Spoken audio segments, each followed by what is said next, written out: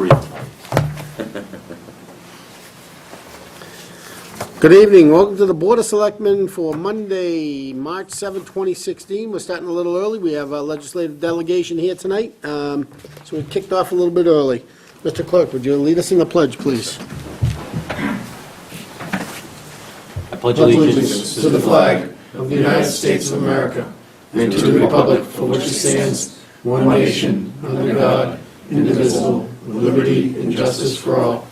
Please remain standing. Excuse me.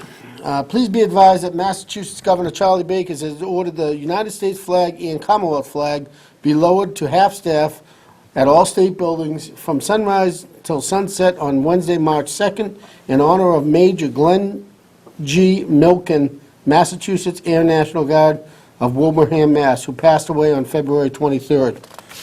Also, please be advised, in accordance to the presidential proclamation issued as a mark of respect in memory of Nancy Reagan, and as ordered by Massachusetts Governor Charlie Baker, the United States flag and the Commonwealth flag shall be flown at half-staff at all state buildings beginning immediately until sunset of the day of the interment. Moment of silence, please. Thank you very much. All right, tonight, again, we have our legislative, Senator Jamie Aldridge and Representative Jim Arcero tonight to give us an update on the legislation activities for fiscal year 17 and wrapping up fiscal year 16. We had a few issues to be wrapped up. So, gentlemen, Senator, Representative. Chairs open, please. Yep.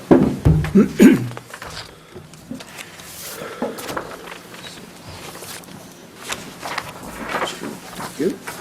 So how's everybody doing? Very good, thank you. Be here tonight again. Thanks for coming, both of you. As you know, on January 27th, the governor released his version of the budget for the Commonwealth of Massachusetts. For the edification of folks watching at home and for the membership here, I know you've heard about it quite a bit, is the fact that we in the legislature have an obligation to have, constitutional obligation to have a balanced budget every fiscal year.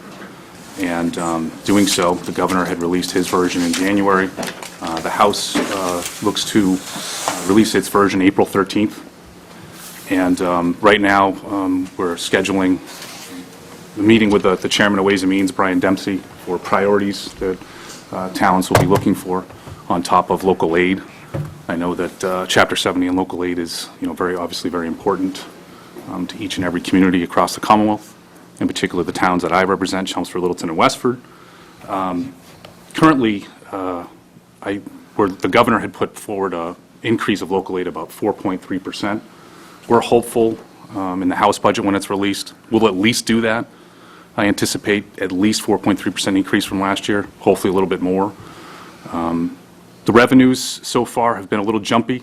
In January, we're up 110 million over benchmark. The end of February was 172 million below. So the governor's office, from our discussion with their office today and administration and finance, they feel confident moving forward into the end of the fiscal year that there won't be any 9C cuts, which is the governor's ability to cut within state government to make sure that we have a balanced budget. With that being said, this kind of leads right into the Littleton playground money. And the senator and I worked with the board last fiscal year to get $100,000 for the Littleton Castle and Trees playground. That one then was vetoed by Governor Baker, and the legislature and the House and the Senate overrode that. Then there was question, could that be 9C'd when there was a revenue drop in the last month or so. And we got confirmation just a week ago that that would not be 9C'd and wasn't touched, so we're very glad that the funding is there. With that being said, Keith has reached out to us regarding that money. When will Littleton be receiving it? To my understanding with Administration and Finance today, in the upcoming weeks, Littleton should be receiving that funding from the Baker-Polito administration. So we're anticipating that the release of that funding very soon, so we're happy about that. There's a sort of a robust agenda, Keith, that you had put together, a number of topics you wanted to tackle. I think a lot of the things that we're going to be talking tonight are positive. We're moving in the right direction in terms of local aid and economically. We're very hopeful in the next couple of weeks we'll receive that money for the playground. There's also, we're going to probably, the Senator and I are talking a little bit about the intersection on Air Road. I want to applaud the board for their proactive approach to that. We were able to sort of troubleshoot that problem early with the town of Air, meet with DOT, get a commitment to have temporary light set up in this summer, supposed to be August, around the August time, and within 5 years, get a reconfiguration of the area.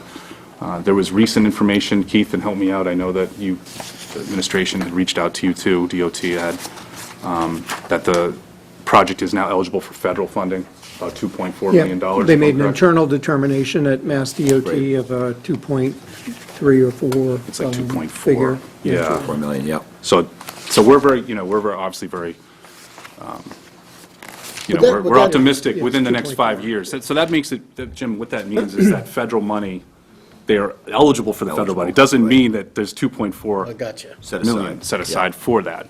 But this is, again, approved by Department of Transportation, and within the next 5 years, it's going to be continued advocacy. With our state delegation, with the local Board of Selectmen here in Littleton, and now that it's eligible for federal funding as well, it's going to be Congresswoman Tsongas and our United States senators as well. So we're going to be reaching out to Congresswoman Tsongas by tomorrow with a formal letter, and we would urge you, the board, to do the same, to reach out to her to make sure that this project's realized. But we're, I don't know how many, in the last 7.5 years, almost 8 years, and I've been in office now, I haven't been to too many meetings where we sit down with DOT, we get a commitment to at least get the light up to preserve the public safety for that intersection, because it's a dangerous intersection. And so I really have to applaud, the work that we did locally, but the work of the Department of Transportation and the Baker-Polito administration for, moving forward with that for this summer. I think a few of the other things we want to talk about, Senator, would be Chapter 90.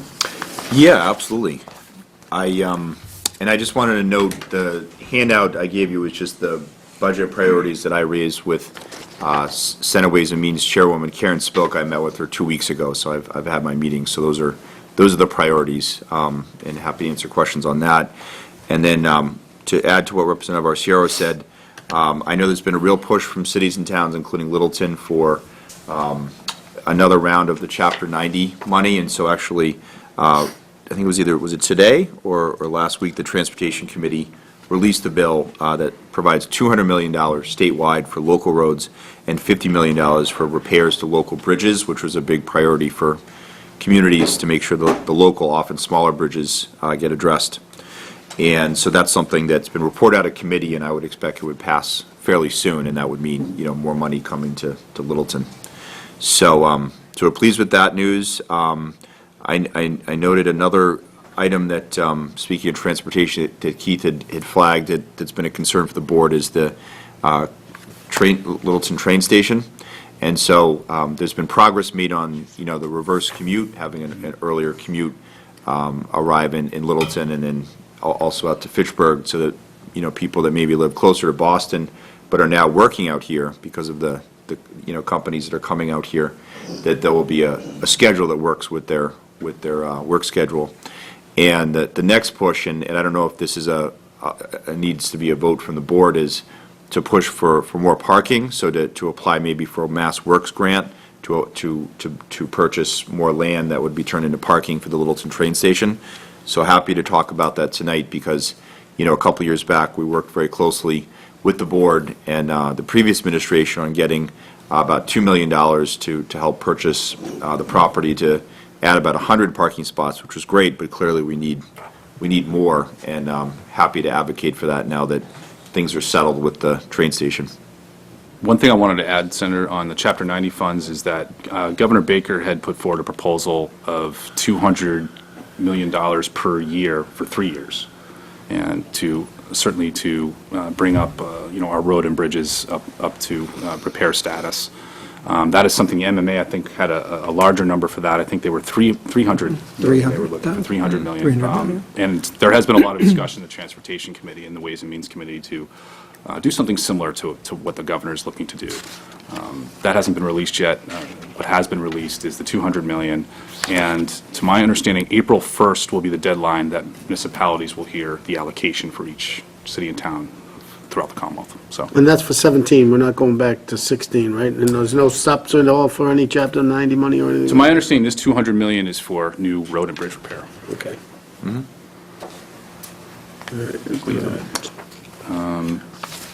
I think, Keith, you asked about public records law? Yes, how's that coming, if you're allowed to say? It's in conference It's committee. in conference committee right now. As you know, the House and the Senate had different versions.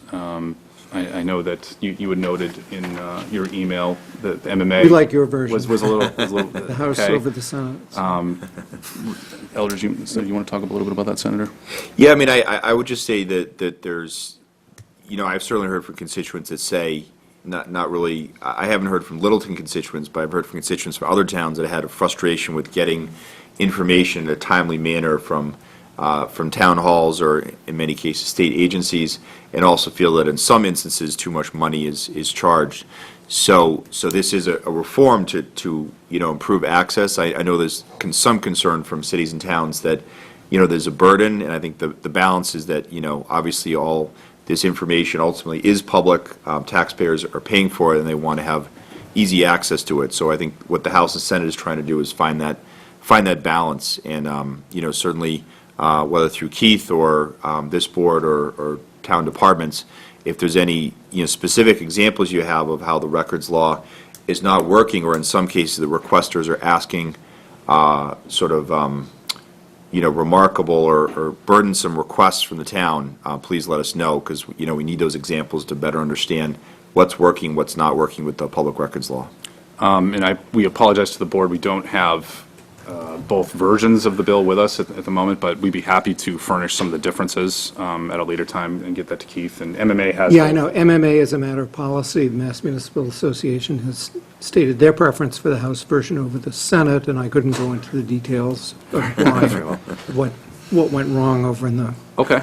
the upper What upper went right, chamber. right, what went right. Well, that's why they have conference committees. And that's, But just on point, and I think it's, that there's, one of the themes that, as you've mentioned, is that there's a lot of positive news, there's a lot of actually good happening between our town and the Commonwealth and with our surrounding towns, a lot of initiatives that you've worked with us on.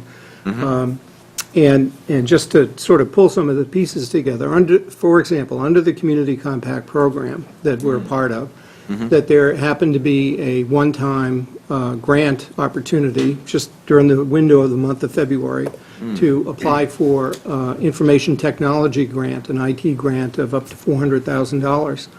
So looking around at, and we could apply for that because we had a community compact. One of our community compact items was an economic development marketing plan. It didn't have to be an exact fit, but one of the goals that we have is to have more searchable information online to help people find information about properties in town. And so we use the opportunity to put together a grant application. We've applied for $250,000 for an IT grant so that we can have a searchable database of parcel-specific information, along with upgrading our town website and making it, and positioning ourselves to be providing better information, not only to the public, but businesses who want to locate here. So, so I'd want to put that on the list of things that we'd ask for your support of. It was a unique opportunity to go after grant funding to accomplish the stated goal of, having more information available online as part of the public records reform. So that's just one example. Yeah, in that application, it was 252,000. Is that correct? Yes. Okay. that's great. Yeah, so, Senator, you brought up the rail station. Oh, yeah. We've had a lot of discussion in regards to parking down there. We've heard from folks in town. We did recently a scope of all our roads. We paid somebody to come in and just to give us the conditions of our roads so that when Chapter 90 money, Jim can make some good decisions. the vendor came in and was shocked at the parking lot down there. They couldn't believe how people were parking all over the place and, Right, yeah. you know, so, yeah, it is a concern of us. I know Chief King has his folks down there. Go ahead, Chief, you have a comment? There was 46 in overflow today. Okay. Even with the 24 additional spaces that were. Even with the Yeah. 20, yeah, okay. So there is a concern. You know, I know property's tight, you know, and it's, the Nordblums, they still have some property out back, but, you know, if there's something we could work together with the MBTA, possibly with you guys, and approach them to get some more parking spaces. Forgive my ignorance, Mr. Yeah. Chairman, I'm just curious, has the board taken an official vote on asking the legislature to work with DOT on 200 additional spaces? I know we all want to. It's part of our community compact. Okay. It's in our. It's in there, it's in okay. our- We just, we were it's one of our talking about that before asks the meeting, okay. In the community compact is Okay. to get additional parking at Littleton Commuter Rail Station. Okay. And part of that was the immediate effort to get whatever, to squeeze whatever they could out of the configuration. They found 24 more spaces across the street along the right-of-way. But beyond that, we're in communication with neighboring property owners, with developers, Right. with other, to look for other opportunities to add parking, to at least identify where the parking might go. And certainly, it would, we'd want to be able to pursue grant funding to be able to bring it about. Back in 2012, or it was that this board specifically requested, we weren't the applicant for MassWorks grant, but we supported the efforts of the MBTA to get themselves a MassWorks grant, which they did for $2 million for those spaces. Yeah. So to your point about the schedule changing, I think now that I believe it's 7:07 is our first reverse commute train. It will be. Very shortly. We're going to see an increase of usage Oh, yeah. there, both Yeah. ways, in and out. So I think if we, as a community, as a legislative delegation and the MBTA, we need to really take a hard look at that parking down there to see what we can do. Because it's just going to get busier. And, you know, along Foster Street is one of the worst roads in town, too. So that's another issue that the town's going to have to obviously take a look at, too, so. But parking is necessary, you know. Absolutely. Board members, questions? All right, now. Specific to the subject. Whatever you want. Yeah, I didn't anything. know if you were all finished. Yes, I think we're finished with our presentation. Whatever order you want to go. Go ahead, you can go. First off, thanks, both of you, for coming on down. Appreciate your service to the community, to the towns, and certainly to the Commonwealth, so thanks very much. Appreciate that. Representative Faciero, you had mentioned the local aid increase of 4.3%. And certainly over the last couple of years, we've looked at use of the rainy day funds. We're going to have to do that to make the budget work this year, or are we getting enough revenue? And I know you mentioned benchmark shortfall last month, or 2 months ago previous, and then this most previous month, is that above the benchmark. But the Yeah. delta was negative from the numbers you gave at That's least. exactly right, yeah. It was So- actually 110 million under benchmark. According to Administration and Finance at the Governor's office, they feel confident from the economic projections over the next 4 months that we will be above benchmark, and there won't be need for that for the rainy day fund. There's been actually a lot of pushing and pulling, I would say, from the Senate and the House and the Governor about using the rainy day fund. We used it in the last budget, which, to the chagrin, I would assume, of some of the more conservative members of the House and the Senate. With that being said, we're still top 10 in, the largest rainy day funds in the nation. We're now at about $1.2 billion in our rainy day fund. I would recommend resisting dipping into it, but I anticipate we won't be moving forward in this, in this next fiscal year. And certainly in some ways to FY17. individual communities, it's almost a peripheral issue because it's the state budget, but then local aid, Chapter affects 70, everything. Chapter 90 we were just talking about. That's right. And I'd like to use that as a segue to the foundation budget. You're certainly well aware, controversy is the foundation budget being short of what certainly most folks in the Commonwealth believe it should be at. What efforts do you see that we can do, whether it's at the legislative level, jointly, with the local towns and cities, to help work on that foundation budget? Yeah, and there Commission. so there has been a specific effort, the Foundation Budget Review Commission, so that it met for a year and came out with its recommendations recently, so that's to change the Chapter 70 formula. And it says the formula doesn't properly reflect the increase in most school districts for special needs students, as well as the ELL population, and the fact that often the increases in spending almost all go to healthcare insurance increase. So the commission recommends a number of changes.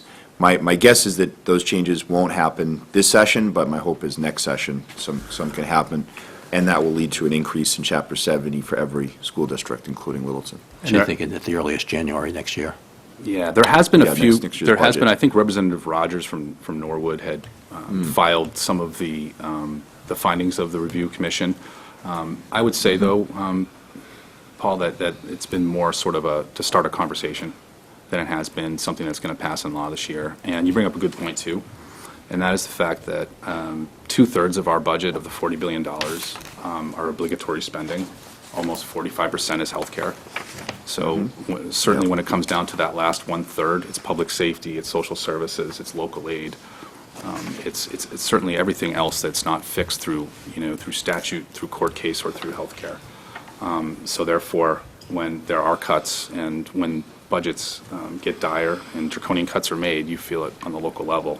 And I feel right now, from the reports that I've read and from talking to the chairman of Ways and Means and Administration and Finance, that we are moving in the right direction. But certainly we have to be cognizant of the fact that it's an uncertain economic time that we're in these days too. So, And the 4.3% is local aid inclusive of Chapter 70? over last year, yes, increase from last year, yeah. Right. Thank you. No problem. Chuck? To echo what PJ said, thank you very much for coming out. Appreciate you guys being here and all you do. But my question is relative to the Chapter 70, the $200 million. Is that in any way restrictive? Is that $200 million to be spent? You mean Chapter 90? Yes. Or, Sorry, sorry, I'm okay. sorry. Yep. Is that restrictive in any way where it has to be for state roads, or will we have some control of that? Just for local roads, yeah, state roads is separate, yep. Yeah, so for town cities, yeah. Well, I'd like to take this opportunity to salute Paul Avella for his service to the Board of Selectmen. You've brought a tremendous amount of professional expertise to this board, to this town, to the school committee, as well as the Board of Selectmen. You're a class act, and you're going to be missed. We had a great relationship working with you, Paul, so Thank you. Yeah, I'll give you thanks that. for your service. Thank you. And Mr. Knox? Just one quick thing. You mentioned the importance of the MBTA, parking, whatever. Yeah. Certainly appreciate all the work that's been done by everyone, so we get a reverse commute that is so important to our community. And to have the parking places that are there for our residents, other residents to get into the city.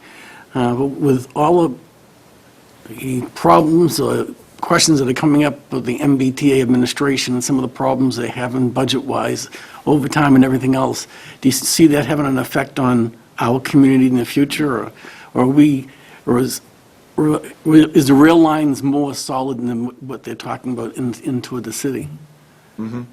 Well, now, of course, because of the upgrade to the Fitchburg line, we have the obviously the most modern line, so I think, the schedule will get better in the sense that you won't have as many late trains as has, happened for many decades. So I would say generally across the state, there's still a lot of complaints about service.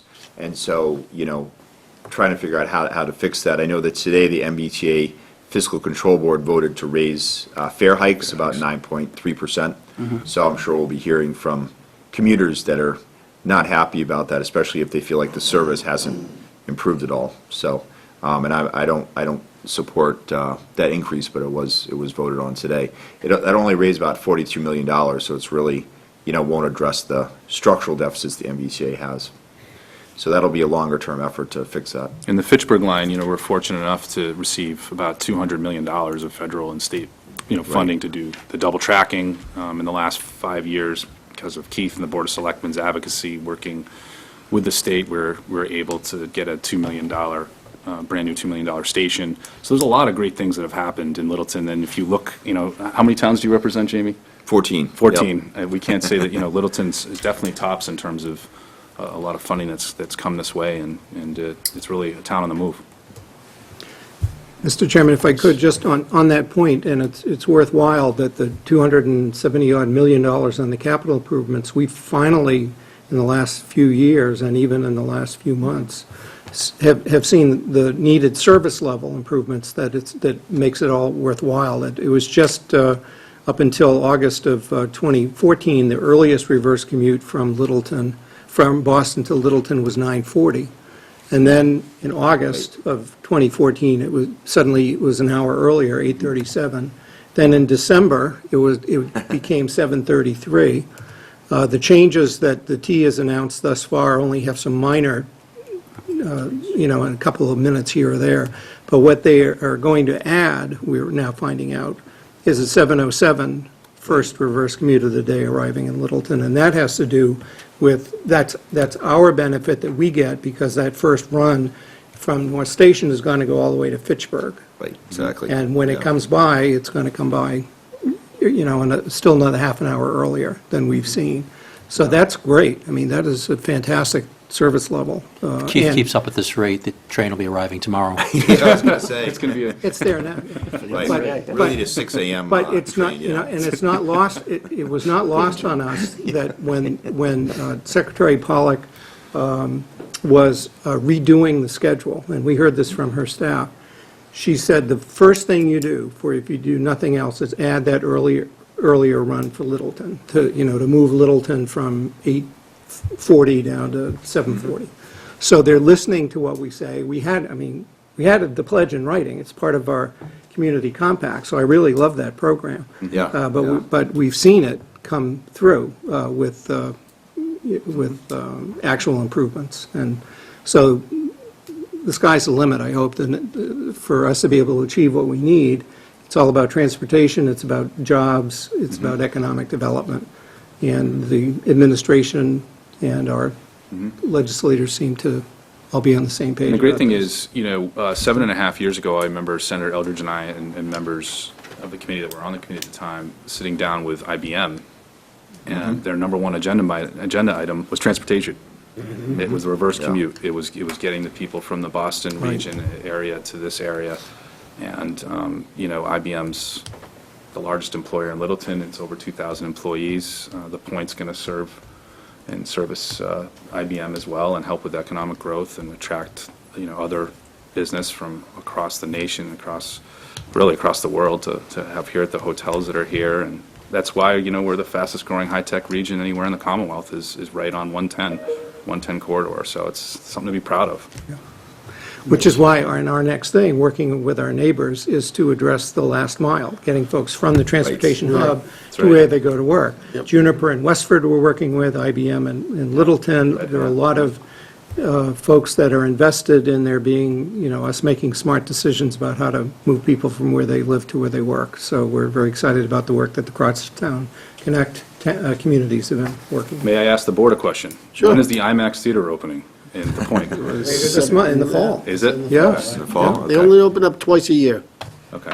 and one is in the fall, right? And one is in the spring? One in the I spring. heard it one was in the this, fall. I heard it was this fall, but Okay. we'll see. Talk about Nielsen. It's exciting. The hotel opens this spring. Okay. Okay, great.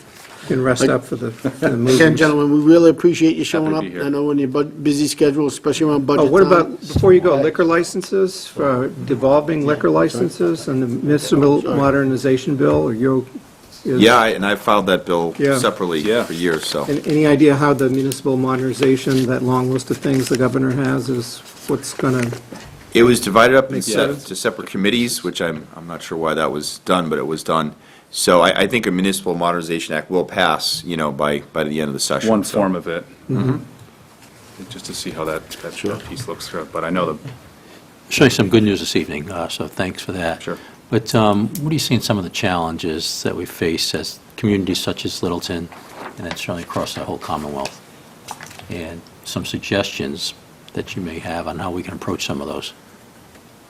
Nice softball question. Well, I think, again, I don't want to sugarcoat everything here, but in Littleton, again, look at the successes in the last 7 years. It's been unbelievable. We've on the Fitchburg line, $200 million for, a reverse commute to address, or bringing in people from the Boston and the metro area into the Fortune 500 companies we have here. We've seen a number of infrastructure improvements on the 110 corridor to accommodate new business.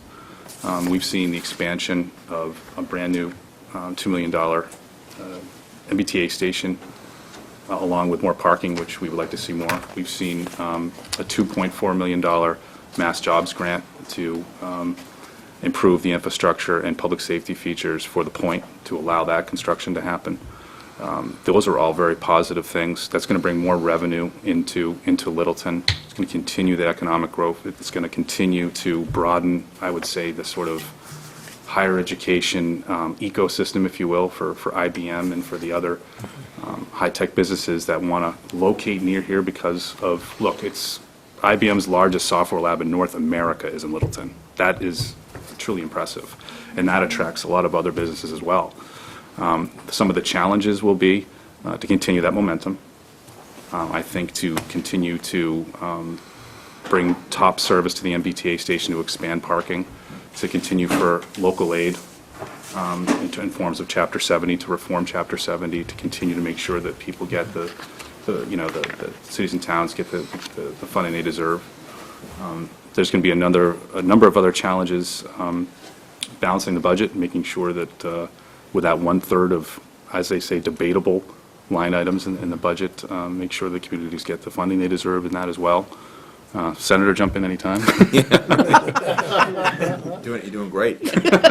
He's on a roll, don't stop him. I would just add, I mean, certainly Representative Arciero mentioned 40% of our state budget now is healthcare costs, so that will continue to go up unless we do some serious reforms. And obviously, I know that you know that healthcare costs eat up a significant percentage of the town's budget, whether town employees or school employees. So, I think some reforms to our healthcare system.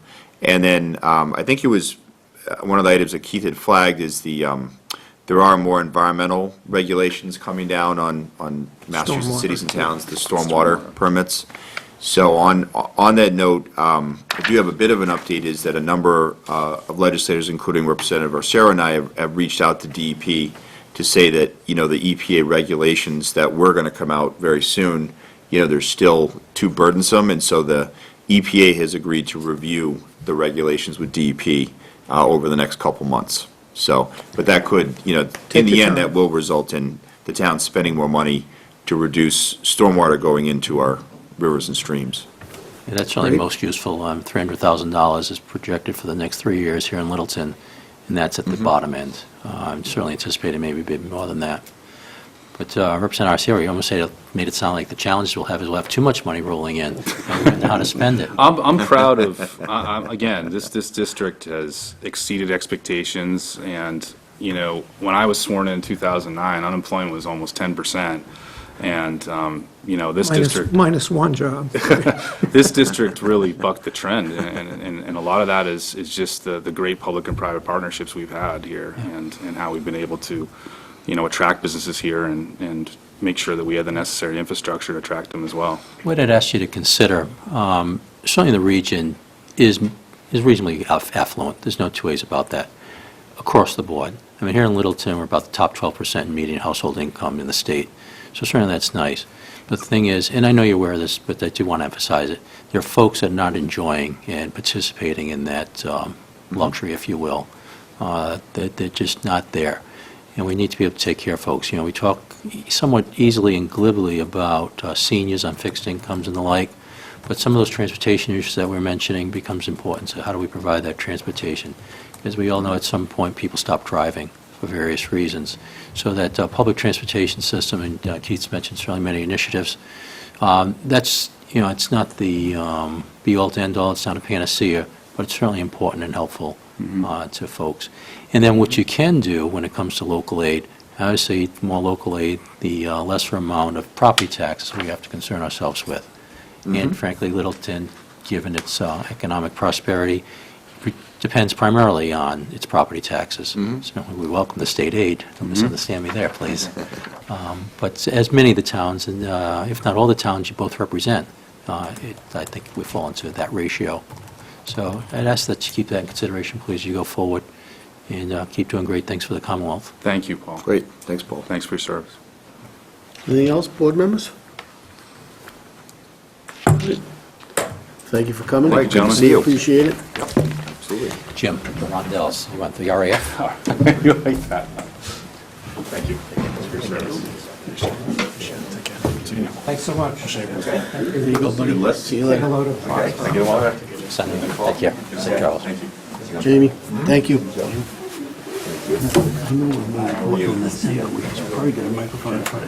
got 3 down here. All right. And thank you, Jeff. See you, Tuck. Thanks for all you do, Jeff.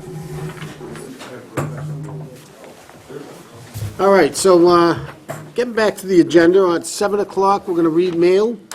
7:05, public input, members update. 7:10, we have joint meeting with the Finance Committee and the CPA, CPC members. Talk about fiscal year 17, budget planning, and the blended CPA. At 8 o'clock, we have updates for Littleton Water Department, the Enterprise Fund, and cell tower leases. 5B will be Alumni Field Turf Planning Donated In-Kind Services Report. We got a report back coming from the folks that donated their time. 8:30, the May 2nd Annual Special Town Meeting, complete insertion of articles. 8:40, Town Administrator, Assistant Town Administrator of Finance, complete streets, Tier 2 grant application. 8:50, other business minute approval, and 8:55, we're looking to go into executive session for the value of land at Cooper Farm, 180 Great Road. Mail there, Mr. Bergman? Mr. Chairman, I just had one item in the packet, we referenced it already, and that is with the letter we've got from Mass DOT giving an initial project cost approval of $2.4 million in federal eligibility for the Air Road intersection improvements. As was said, that puts an official figure together with the matter that goes forward over the next 5 years that we'll have to continue to keep an eye on. I had communication with Air, and Air got the same letter, so Great. that was good to see. Hopefully, we'll see, as the folks we were talking about earlier, we'll get those temporary lights up this summer and be able to move forward to a permanent solution. All right, so let's get into public input. Is there any public input tonight? Alan? Public input, Alan? What's that? Public input? I saw you raise your hand. You want to say? There's a Republican here tonight.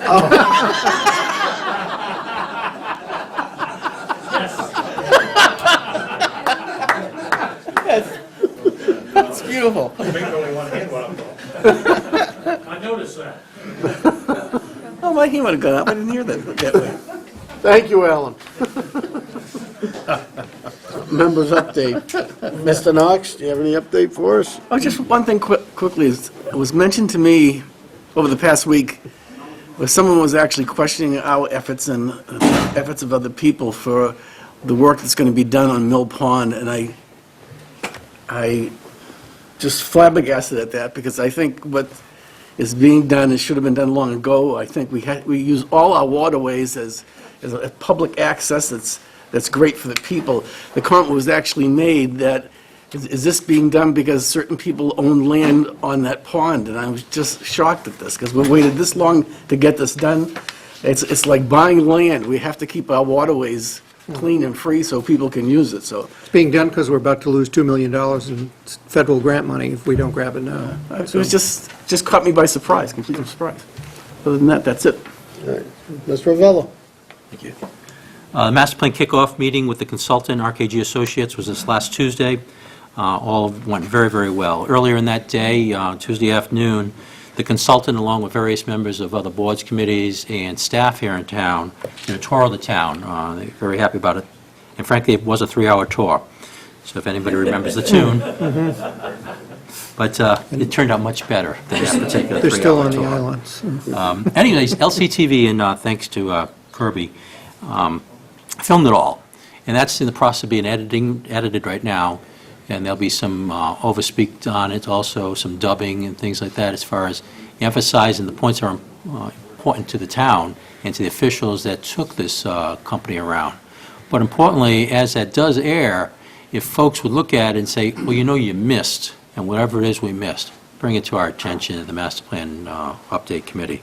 We'd be more than happy to do that. There was a very nice crowd that evening, good questions, good comments. The consultants walked away feeling very, very good. They had an agenda that they wanted to be able to achieve, and due to the participation of the folks here that evening, they very much exceeded their expectations for what they would actually gather that particular evening. So they already had a head start, and it was thanks to the good work of folks coming on in and helping out. So thank you. Mr. DeCoste? The only thing I have is for all those that didn't go to Paul's meeting and went to the hockey game, it was a great game. Tigers ended up losing 3-2 in double overtime. It was a great game. It was the best attended game I've seen. The boys' basketball team is at Clark in the semifinals tonight, and the girls' basketball team is at Clark tomorrow night in their semifinal tilt. So a lot of fans coming out, and just thank you very much for all the support for the Tigers. Fantastic. So I was at the kickoff meeting too, and it was well attended, and there was great participation. One comment that, as chair, Paul, you made was that during the meeting, it felt comfortable with this consultant, in the sense that they understand what we were looking for. They were in it to win it. They're not in it to make a document to be put on a shelf. And I was impressed with that. I thought that the selection of RKG was the right one, and just from the participation, the feedback going back and forth with the crowd was very good, and I look forward to seeing a great document. Yeah. Now the work's beginning. Right, exactly. All right, joint meeting with the Finance Committee. Come on up, Finance Committee. We have community preservation in the building. No, they were starting earlier. Can we find them? Because they're not here. Ed's here, but the rest of the committee isn't. We're taking CPC earlier now because the joint meeting with the schools is pushed off. Oh, I got It's you. not happening tonight. It's being pushed off till next Monday night. All right. So we'll just have to find community preservation and see if they can come and start down. with us now. You wouldn't the price for the nicest shoes tonight, Alan. Hopefully Very we'll impressive. save about half an hour. The agenda. We can, I'm sorry. So I know the budget process has started. It started back in November. Finance Committee, comments on the process to this point? Well, the main disappointment, quite frankly, is just that we were hoping after last year's process that the school committee would be more in tune, in line with everybody else. And we're still waiting, they're still at the last minute pulling things up. So that's been a disappointment from my standpoint, quite frankly. Other than that, I mean, we started off in a pretty nice position relative to most years. So that's good, and everybody's doing the work they need to work through the processes and get things working. So. Yeah, and hopefully next week, when we do have the joint committee with the school committee, the three of us sit down, we'll get those answers to the questions that have been asked, and be able to develop and implement what their needs structurally are, and move forward on the budget process. Yeah, you're right. So that every year we don't go through this, that they're not the last ones, that their timeline is more tuned to ours. Some things are going to be different, but that somehow it works better overall. Yeah. Go ahead. As you know, there's a proposal on the table to look to under source 2.5 this year, for fiscal year 17, that is, and rather than 2.5%, just do something less than that. Have you all had an opportunity to have discussions at the FinCom level, and what your thoughts might be at this point? We had a very short discussion, not a formal discussion on it. The one point that came up is that according to our policies and procedures, we are not in a position to do that because of OPEB. And that we thought that also, besides pursuing that, that we were also pursuing some of the other options that Steve Venuti put on the table in terms of retiring other debt sooner, which would have the same effect to the taxpayer, but would not be underfunding or less than funding the 2.5%. Certainly what I'd ask you to consider as you go through this, I understand policy, and policy, it's good because it does give us a good point of departure. It's not so prescriptive as a law that we have to adhere to it. And given that fiscal year 17 is perhaps going to be the best year that we've seen in some years and anticipate seeing in coming years, that sort of look at where we give relief to the taxpayer, it's not a heck of a lot of dollars to each on the average homes, as you know, but it's certainly shown that there's a commitment on town officials' part that we understand there's a burden and we're trying to do what we can. You know, we talk oftentimes about reducing taxes. We're never going to reduce taxes. At least I don't anticipate it. Can we slow the growth? We have opportunities to do that. And I think this is an opportunity for us to be able to do that. That's why I ask for your strong consideration. I would just add, and as a long-term advocate, that should be viewed as an attainable goal, and we're in a position now that we can honestly consider it as a policy decision without creating major disruptions. Arguably, some people may look at that information and then still say there's better ways to approach the town's finances. But I would say as a way to get the finance committee to talk about is to actually put something before us. It's a little nebulous to say talk about it. Well, okay, we can go talk about it. But I think if, for instance, a couple of options were run through the finance department, timing, and if we could look at some impacts. It's just tough without looking at specific Agree 100%, and that's why impacts. Agree 100%, Paul. That's why I asked a meeting or two back, is that when Bonnie presents the full package again, as she does so ably, is that be included to look at a 1.5% versus 2.5%. And importantly, I'd like to take a moment to emphasize, this is not an override, nor is it an underride. So we don't affect the levy limit. It's just that we would not raise the levy is what I'm proposing on this. For this year, it's important for FY people to 17. understand, though, that the total levy limit is still out there. So the potential is, if we don't do it this year, then in a future year, people could raise more than 2.5% to get that back. They could rise to So the... people understand that. So that's why we were also saying, if this is a good year to do something like that, maybe retiring some of this debt early might be a more prudent way to do that across the board. But in general, I applaud you for bringing this up, because I think we always need to be challenging the numbers and what we're doing and how we're taxing and spending the money. So And I don't we need to dispute, have discussion. thank you, and I don't dispute the retiring in debt, because personally, I'd like to retire my own personal debt, too, and work that. So that's good fiscal sense, it really is. But now, we talked about policy earlier, and one of our policies, too, addresses debt and when we can take on new debt. So by retiring the debt early, do we open that window earlier to take on new debt also?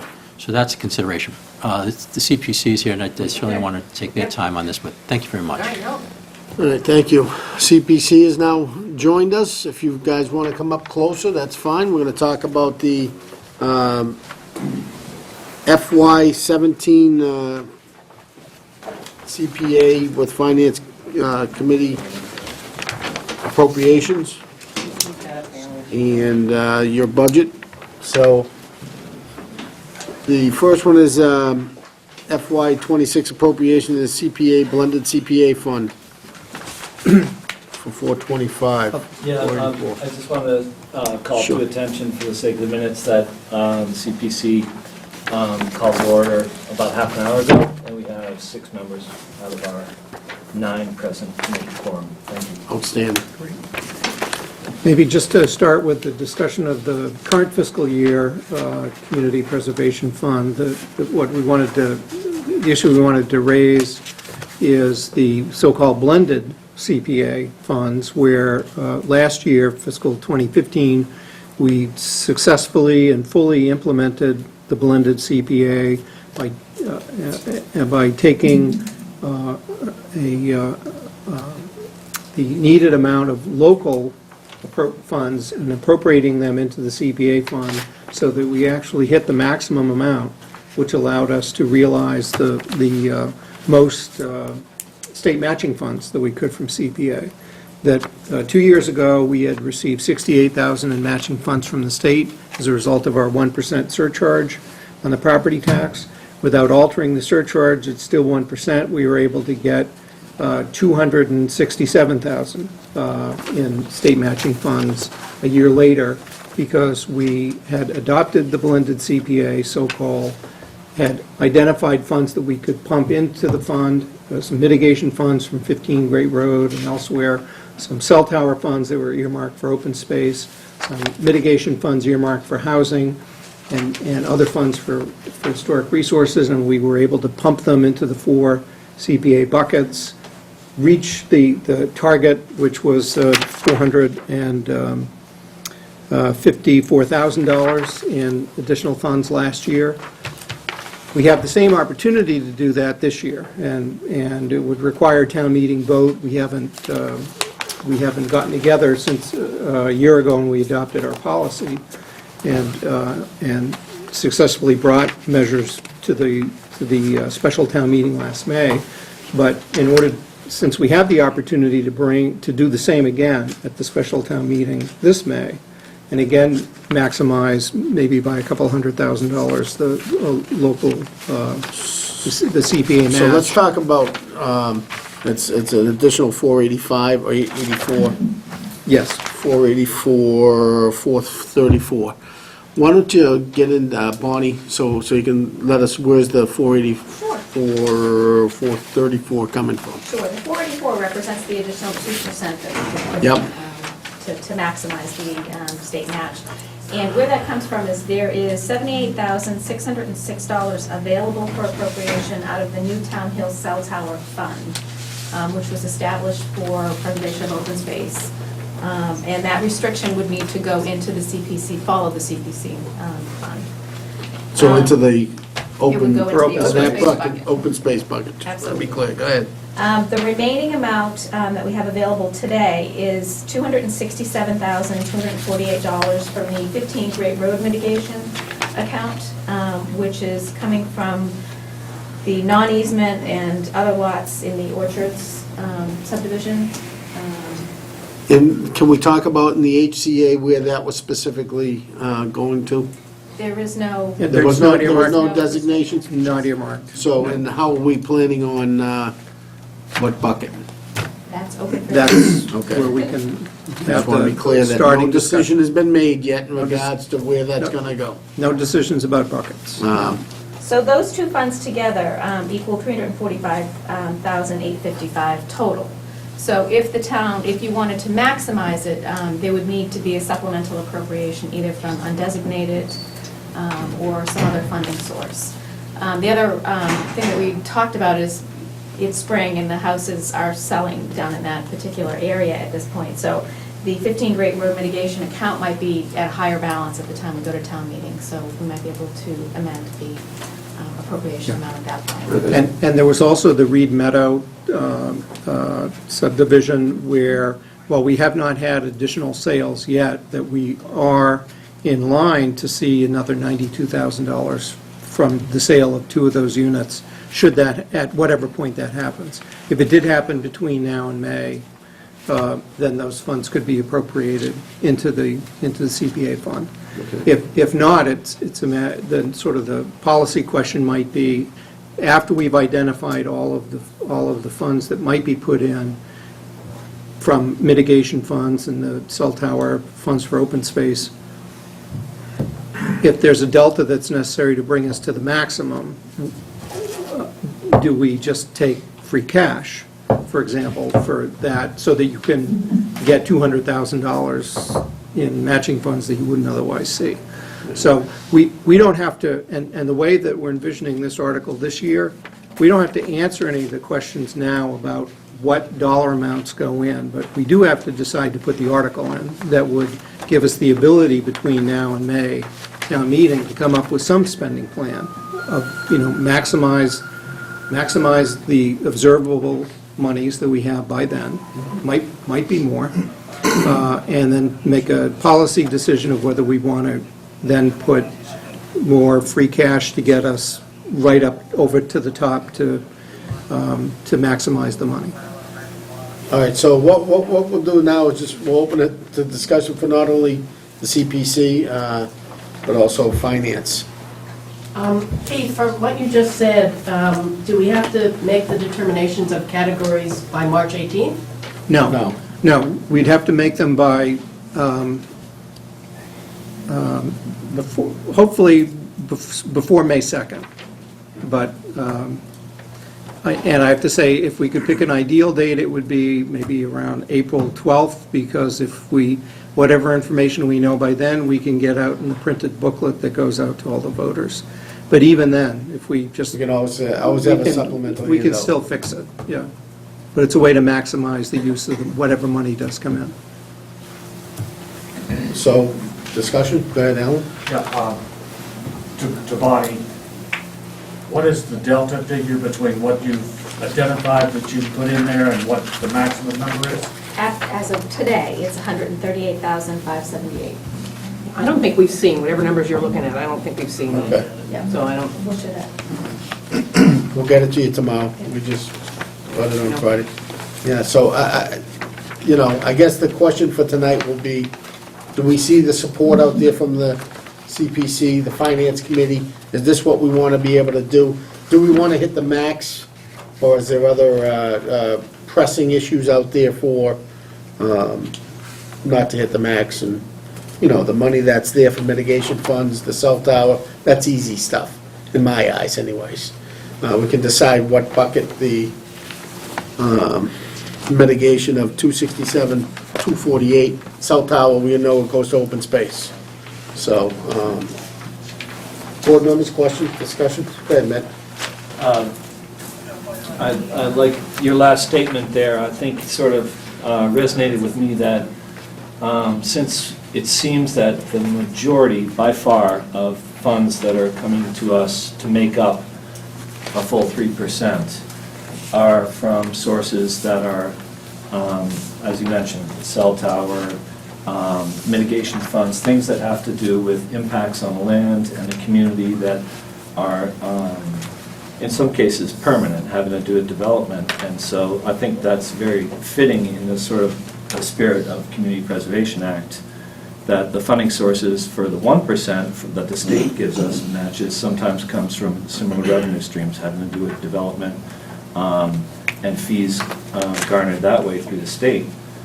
So I think it's only natural that Littleton always try to first get the money to come from sources that are an impact on the kinds of things that we're trying to preserve. That said, I think whether anyone in the room is comfortable with the makeup money, it has to do sort of with what percentage of that is just free cash or parking tickets or whatever is allowable. We ought to watch that because other people in the community may feel that they have dibs on that. So I just would like to see the majority of the funds stay sourced from things that seem relevant to community preservation. And again, I guess from the CPC, we'd like to hear, what applications have you been seeing? Has there been an onslaught of applications for recreation projects? Has there been an onslaught of projects for housing or, So I think that would help us make a determination what buckets they go into also. Sure. I wouldn't say there's been an onslaught. This is probably a lighter year than some, in some ways. The thing that people were waiting on is open space, and the Cooper Farm is something that I've heard many people say is not likely a purchase we would make. In light of that, the Littleton Conservation Trust and our Conservation Commission member on the CPC have become aware of, or are starting to promote the Newtown Hill Forest land purchase, which was brought to us back in June for eligibility, and it's an open space acquisition having to do with connecting different properties across the Newtown Hill area. It's a piece of property owned by Joyce Williams, and her parcel is about 60 acres, and the proposal would be to purchase maybe 40 of that. So that, if, just a rough estimate of what they asked for anyway in June was that this was a project that could be on the order of $1 million. So that's being pushed forward as, and it's a piece of property that's been identified in the past and is on their list of, priority land purchases. Given that it's coming up real soon to town meeting, and that, the hope for another purchase in town of farmland having fallen through, this one was seen as a real win for the community because it'll provide potential links to established networks of trails in open space for active recreation, but also a potential for the commuter rail connector and some bike paths that are being worked on through other committees in town.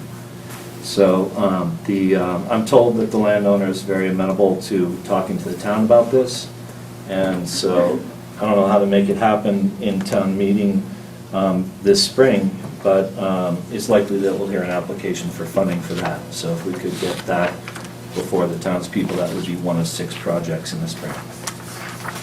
And by far the biggest money-wise. Any idea what the price tag is? $1 million? The other projects are, there's 3 projects in support of housing. One for heating system replacements at $41,000. That's similar to one we've seen in the past 2 years. It's an ongoing project to protect the buildings due to failed heating systems, and they're compromising the buildings. So there's 40 units altogether that need replacing, and they're doing them at, 3 or 4 at a time. So here's another 3 or 4 for $41,000. Where is that? I think it's Pine Tree Park. Pine Tree Park. It's radiant heat that's in the ceilings. Also in housing, $20,000, the annual fund to preserve housing. This is it's meant to be a pre-approved sum of money that is for smaller things that are urgent or acute needs. And Lisa Larrabee, who's met with us a number of times, with needs that were urgent at the time, we found that this might be a possible way to each year say, well, there's $20,000 that you can use relatively at your discretion. You should come to us before you pay out the money, and or before you commit to the project and sign a contract. We need to make sure that it's eligible for funding, that this type of work would be good. But if we vote the $20,000 in town meeting this spring, then it will be available over the coming year. She wouldn't have to wait for a town meeting cycle to get, say, a water meter replacement was one of those projects that was very urgent for the housing at one point. And the CPC supported that, but it had to go before town meeting as a single item. This way, there'd be money available for her to spend with some discretion after checking in with us. The other is roof replacement at Building 19J for $20,000. This completes a project that was paid for through other means, but for one reason, it's kind of complicated, but this one roof got left out of the puzzle, and it'll take $20,000 to replace that. Again, that's in support of housing, and it's very eligible for CPA funding. There's 2 more. Should I keep going? Absolutely.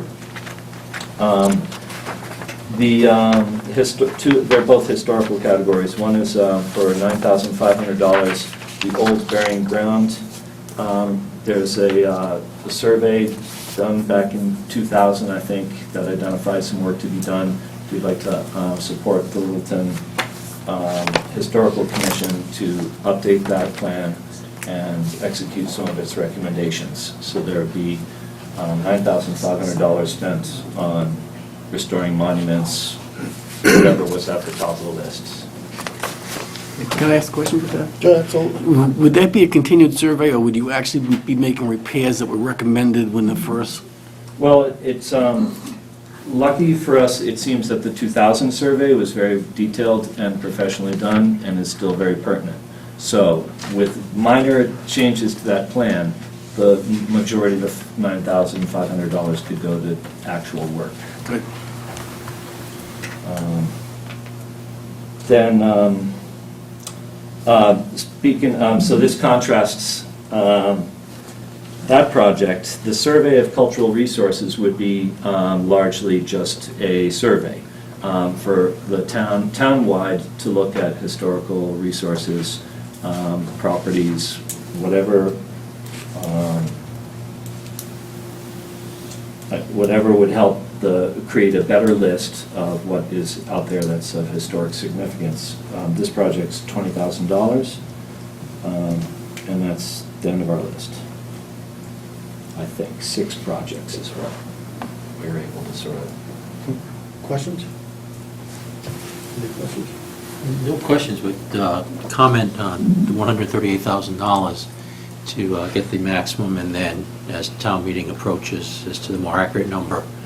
And Mitt's point about some of the enduring, recurring sources of revenue, certainly I support his philosophy on that. We have to understand a good chunk of the 200 and something change that's available, absent the 138, is mitigation. So the mitigation isn't always going to be there. At some point, as we've been mowing a little bit, 15 Gray Road and Orchard Lane will be complete, and we will have received that mitigation from there. So as we think in this, I certainly support this fiscal year, is that we work to support the 3%. And each year, I think it's a discussion as to those funds that are available and how to do that. But for this year, we're supporting. Finance? My question is, we were going to work this year, I thought, on like a long-range plan for CPC funding, like how much we wanted to say, is there a percentage, a max on the amount in long-term debt, and how we, just the long-term, how we wanted this money to go aside from the percentages that are in there now. Have we made any progress on that, or where are we? We've made progress, I'd say preliminary progress, because it really, the committee wanted to first embrace all the changes that came through the Community Preservation Act revisions that happened a couple of years back that allowed things like the 2% to come in. So in order to fully comprehend that and also embrace that, we worked mostly this year to develop a policy for spending and saving. I would say that the policy has to do with the process of what you allude to or suggest. One of the key things of this would be to get public input, which we're yet to do. So I think it's more than a one-year project for us to identify that. Another thing within that, within our goals, was to meet with you, and tonight is a meeting along those lines. But in the future, I think we would have stuff, we would have a better idea of sort of the Strategic broad plan of sorts? Strategic, I think that's fair, but I think also we do, the committee, I'll try to speak for the committee, other people can speak maybe to their feelings on that too. I would say we will not promise, and it's unlikely that we'll really be able to show you a pie of 100% of the funds divided into categories about how we would envision them spent. So there is 70% of the 1% revenue that's unallocated, and that allows the committee great flexibility, and I think we want to keep that. Or that's the feeling of many people, to try to preserve that and to listen to the recommendations from Town Hall and through the projects that they've identified. And then the discussion really comes about whether we use blended funds, the 2%, or the 1% that's gotten through the real estate tax surcharge. From the meetings that I've attended with CPC this year, they took to heart the challenge in the policy adopted a year ago was that we wanted the if you will, the 2% blended CPA plan to build on the 1% surcharge plan. And so it sort of behooved the committee to actually come up with their plan first, and they've spent a lot of time on it this year, as Mitt says. They focused a lot on their own internal spending patterns, how to get a better handle on that, how much money should they be putting aside, how much should they be putting in the various buckets. And then from the other end, to try to build the long-range plan, Bonnie, on behalf of staff, has put together the framework, which you have in the spreadsheet that is in our materials, and which we'll make sure everyone has.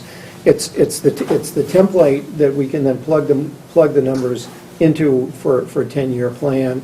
Bonnie had methodically gone through what all of the revenue funding sources were for mitigation and cell towers and so on, so we could just drop those into that spreadsheet and have that as a common reference.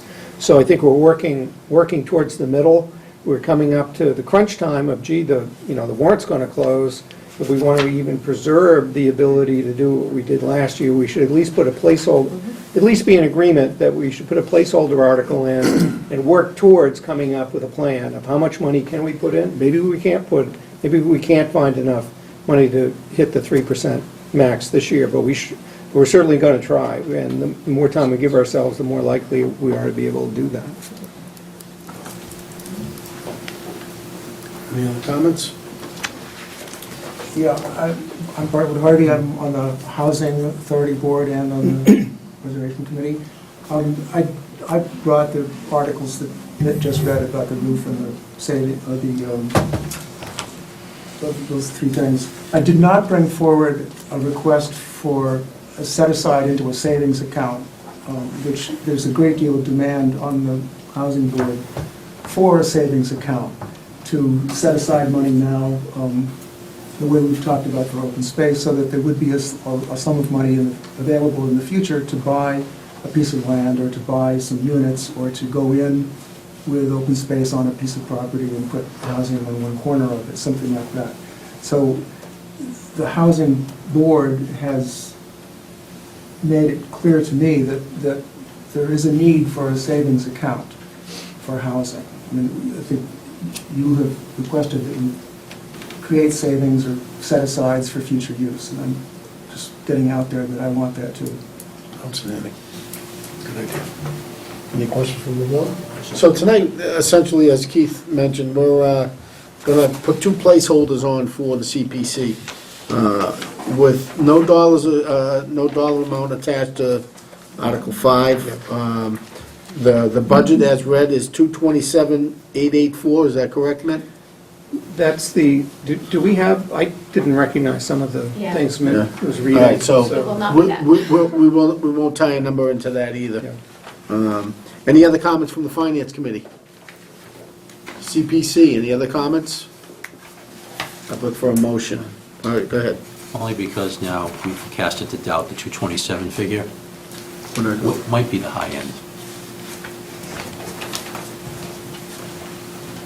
Well, if you had $1 million, then But, and I'd say, let's stick with the litany, is to leave the million off for this discussion.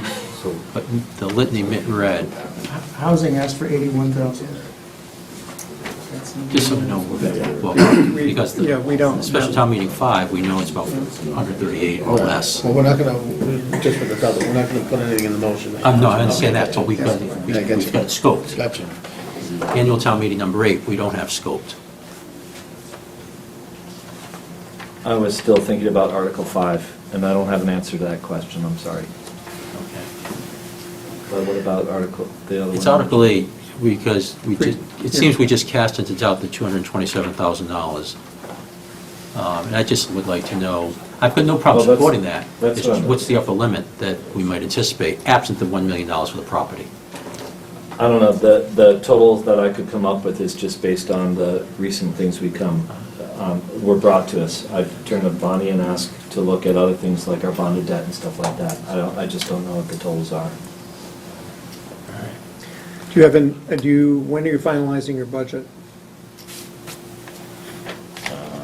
Before before April 12th. No, this gets finalized before the warrant closes. Next Monday then. Okay.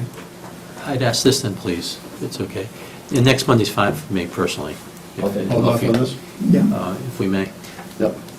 They could, for their community preservation budget, they can actually insert it by their vote because it goes to their recommendation. So if all we do tonight is agree that we should put in the 2016 appropriations into the blended fund, but without a dollar amount, because we're going to work that out, I think that's probably enough for us to accomplish tonight. CPC will need to finalize their budget. If you can do it, as soon as you can do it, or even show us a draft, and work with Bonnie on that, we'll make sure the selectmen are aware of that. We'll be meeting with we have another budget. Along with the meeting, Finance Committee. Yeah, with FinCom next Monday night. Thank you. Good. Thank you. All right. Ready? So I'd look for a motion, go ahead. Move the Board of Selectmen and Community Preservation Committee vote to insert the following article onto the warrant for the May 2, 2016 special town meeting, subject to approval as to form by Town Council. Special town meeting, Article 5, fiscal year 2016 appropriations in the blended CPA fund. Second. Moved and seconded, all those in favor? Aye. Thank you. Time well spent. Thank you.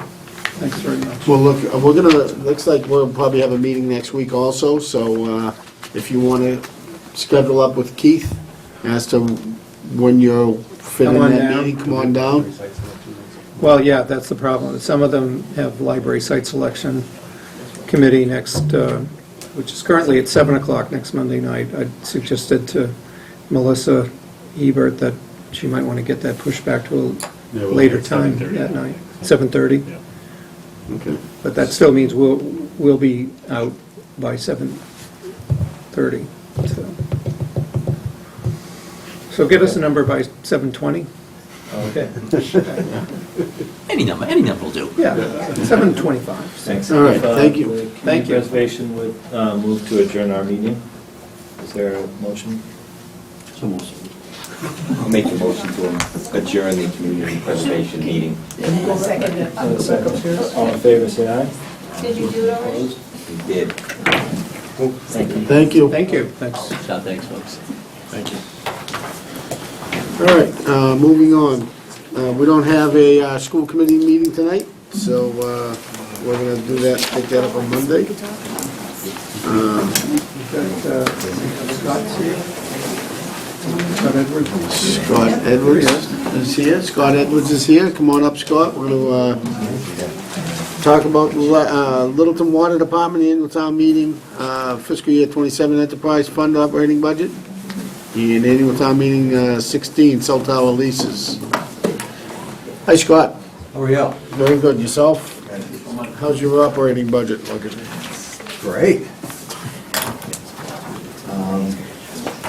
It's less than this year, isn't it? What's that? The water budget? Yes. Like it was a little bit less. A little bit less, yeah. I mean, I think, looking at, revenue, obviously with the closing of the very fine plant, our revenue is down from that on our rates. But compared to last year, we've got a full year of our debt service charges kicking in for a full year, which raises our revenue. We did have a increase in connection fees, fire protection fees. So that's kind of buffered the, the loss of very fine. We've had some, we did have one layoff in the department because of very fine, so we've tried to mitigate some of our O&M costs because of that. So I think, I think we're going into FY17. I think we're a healthy department. We're in the black again, and we're putting money back into the plant. We've got some healthy capital projects for the treatment plants, and to keep that in shape. So, any questions, I'll be happy to entertain. I just have one on the capital outlay improvements. Are those your treatment plants? Is that what you were talking of? Yeah, we have. Well, we break it into we have equipment, we have a truck that we need to buy, and a few, some of our equipment for the,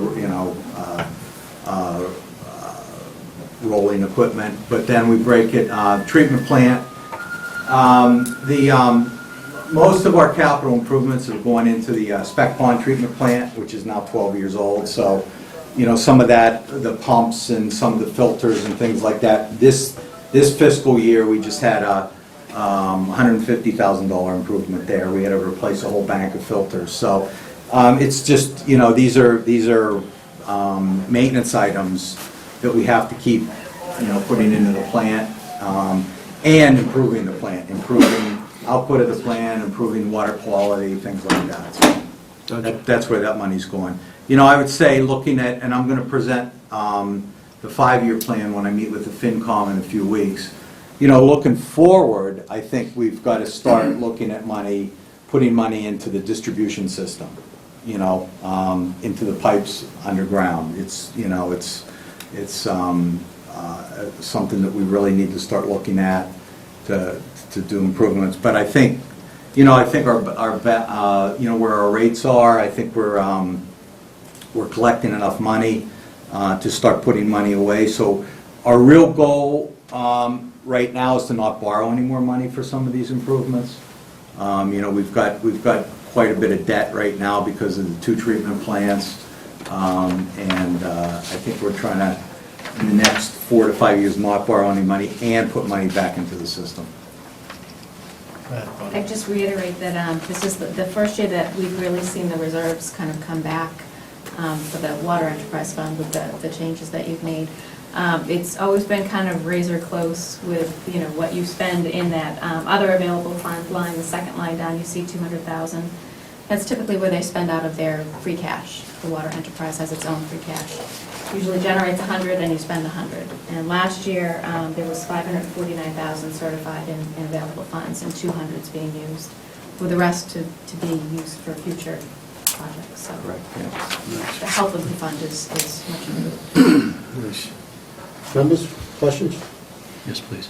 Hey, Scott. Hi. Thanks for coming on tonight. You mentioned the connection fees, and it seems a year or so ago, those fees increased somewhat. As we're looking to increase the commercial base and new businesses in town, certainly you're well aware that opening costs for any concern are substantial, and those connection fees can contribute to that. I've asked about this before, and at least previously, I don't think we were able to do it. But going forward in the future, do we have an opportunity to spread that connection fee over some years so that it's not a one-time fee right up front and a rather large fee for some of these little companies? We don't have that built into the fees right now, and to be honest, that we haven't had anyone ask for that. Okay. The connection fees are, when we raised them, we kind of looked at the industry and the surrounding town and looked at the cost of growing of a plant, the cost of treatment and new pipes and storage of water. So I think we kind of based our connection fees on what our true costs are, because it's really, that money's meant to be capital for the future. Well, please don't misunderstand me. I'm not disputing the Right, efficacy right, I of the understand. fee structure. Right. You have the pros from Dover on that. It's just how do we help smaller businesses? I understand when a new house is built, it's going to be put into the cost of the home. It's going to be, so that's hidden, if you will, in a way. But a new business beginning, it's not a hidden fee. It is right there, and it could be a barrier. So I'd ask you to consider that, please. Yeah, I mean, we haven't been asked that. I think if we were asked that, I'd obviously bring it up with the board and see if that was an issue that we, want to look at as far as publishing in our rates or advertising it, that you could, pay it out over a 2 or 3 year period. But that hasn't come up yet. Please be proactive and do bring it to the board, and because that becomes one of those inducements, if you will. So now a small business, whether it goes to Acton or here, I just use that as an example, not to pick on our friends in Acton, but it may be a tipping point. And if it's already established in policy, because it already takes a very long time to get approved. We've seen some local businesses in town here this past year, some of the difficulties they've had trying to move forward. If we already had that ensconced in policy and able to deal with it immediately rather than bring it to a board meeting, voting on it, considering, it's one less lengthening of the process, if you will. I will, that's a good point, I'll bring that up. Thanks very much. Yep. Any other questions? Well, just to go on what Paul said, it's funny that you haven't heard that before, because what Paul's talking about, maybe 6 to 9 months ago, I was approached by someone that brought up the exact same thing, and I suggested they go to the water commissioners to talk about it. I never heard another word, so I figured they had, but obviously it didn't happen. No. A very general question, how many wells do we have in town? 1, 2, 3, well sites? Well sites? Well sites, 3. 3? Correct. Did you ever have to put one in down by Nagog? I know that was once a... No, that's one that we've looked at, that well, and we've done some work on it. In fact, we kind of have some money in our capital plan to keep exploring that well, because it's a bedrock well, and that's one of the capital improvements we're going to be looking at in the next 5 years. But we have, basically, the 3 well sites we have, 2 are treated, and 1 is not treated. So we're kind of looking, into the future, getting another well site that might have, that wouldn't be a sand and gravel well, that would be different water quality, better water quality. Thank you. Yep. The only comment I'd make is, I think it's noble to not incur any more debt, but the cost of money is at a good place right now, so just obviously work with Bonnie, and if it makes better sense to borrow the money for the capital improvements, that's something you guys can work out though. Yeah, I mean, that's a point well taken. I mean, we're looking at, if what Joe just brought up, another well site, you're looking at something like that, you might be looking at $1.5 million to develop well and actually get it into the system. That would be something we'd borrow money for. We're not going to be able to save up that amount of money or raise our rates high enough to get there. We wouldn't want to do that. Right. But a big cost like that. But the departments, if we're going to do $300,000-$400,000 a year in improvements, we'd rather not borrow that money. That should just come out of our connection fees and our rates. Thanks, Scott. Yep. Finance Committee, any questions? No, I'm just curious, all the restaurants and so on, is that insignificant in the overall water usage in town, or does that make much of a difference to you or not? It All makes new a restaurants, difference. It's yeah? not insignificant, yeah. I mean, some of our, we have Very Fine's gone, but, we have the Point, and we're Yes, seeing water right, usage right. there. The hotel's gonna start up, so any of that helps.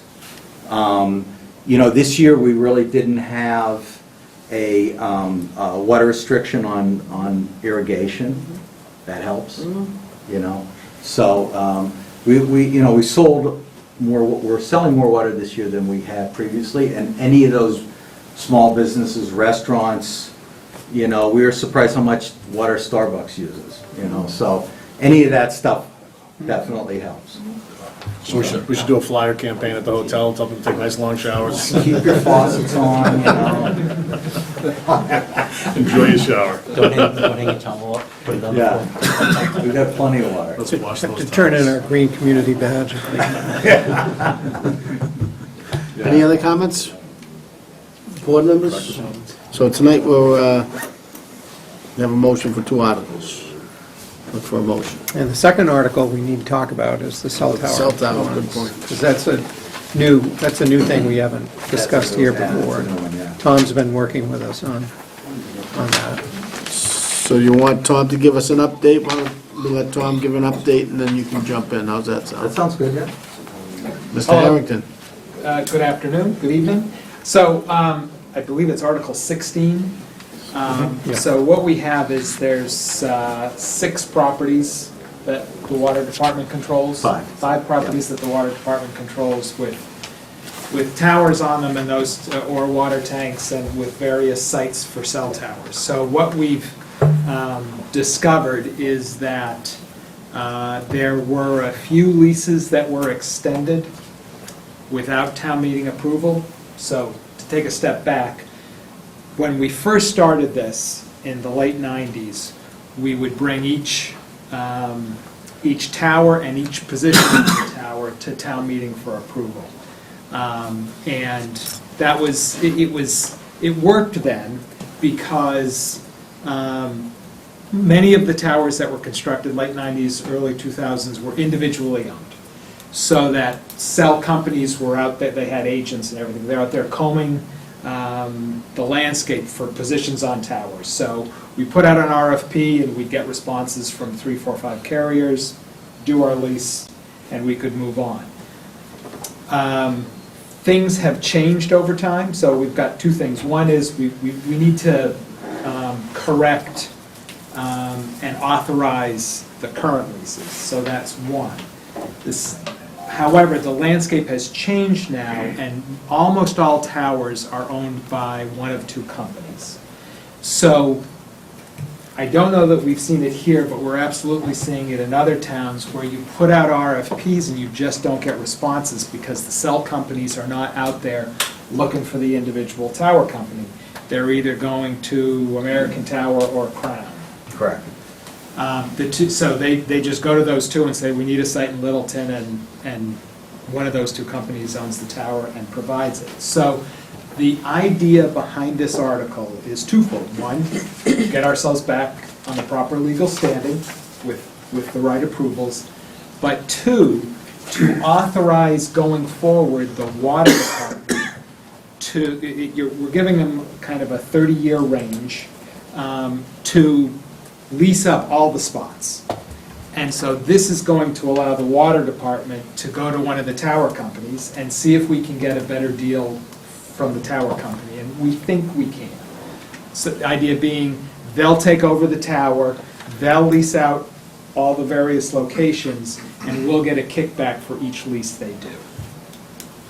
So that, in a nutshell, is what we're looking to do with this one. What we're not looking to do is to alter any of the purposes for which the prior town meetings have said the funds should go. The article as drafted seeks to honor that the, funds from a given location are going for open space, or another location are going for clean lakes, or another is going for, to support the water department, or whatever it is the town meetings voted to do for. We're in reauthorizing and expanding the authority for the water department to manage the leases and to maximize our revenues. We're not changing where those revenues would go. It's really a way to ensure that we continue to get the money that we've been counting on for those purposes by being able to better adapt to current market conditions. Correct, So. absolutely correct. And hopefully, get someone else to get the tenants in so that we're filling up all our No slots. vacancies. Yeah. Yeah, I mean, I think, I kind of instigated this, and if I look at, cell tower revenue, a few years ago, the Conscom was getting, like right now, they're projected to get from their two sites, which are Newtown Hill and Oak Hill, $180,000. That fund was kind of building up over time, but now that those funds have been used for the CPC, the blended fund that goes in there, that's real money that the town can use, and it gets matched by the state. It also pays debt service on Prouty and some other land acquisitions. Correct. So that's important money. Now the Spec Pond site is about $110,000 a year, and that's the Clean Lakes Committee. And, they've kind of let that fund build up, but now they've committed money to stormwater management. They want to look at the Mill Pond restoration. So that's important money. The water department gets about $110,000 from Cedar Hill and Great Road. And what Tom alluded to was that, a lot of these leases started in the late 90s. Every lease is different. And I will say, looking from a water department side, none of them are really, except for the money, advantageous to the water department. There's, these cell carriers can give us a 30-day notice and jump off, whereas we can't get them off the property if we had to. We'd have to pay them out. So it's the leases aren't really, good for the water department at this point, except for the money. And looking at these funds that are important to the town, Tom alluded that some of these had like 10-year leases, and then there was 5-year extensions if they went back to town meeting, and they haven't, they didn't go back to town meeting. Well, renewed. They didn't, but they're still paying the lease, but if they want to jump out of them, they can jump out of them anytime. And, I know Savis did put out a couple RFPs his last year as general manager, and he didn't get any responses. But as soon as he left, Crown Castle kind of came in, and they've got all the connections. Crown Castle and American Tower, they said, we can put this one here, and this one here, and this one here, and we can fill these all up. But we don't have that mechanism right now, because we have to go out with an RFP, we have to go to town meeting, and then they have to go to permitting.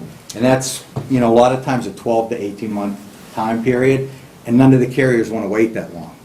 They're going to jump somewhere else.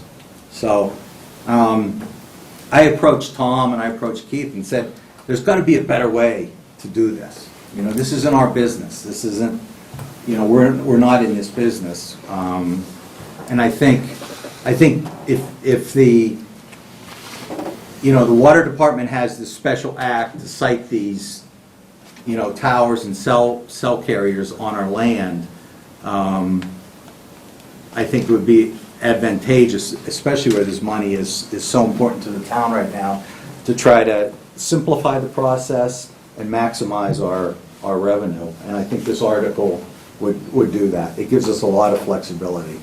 And it keeps the purpose the same. Money flows to the same entities.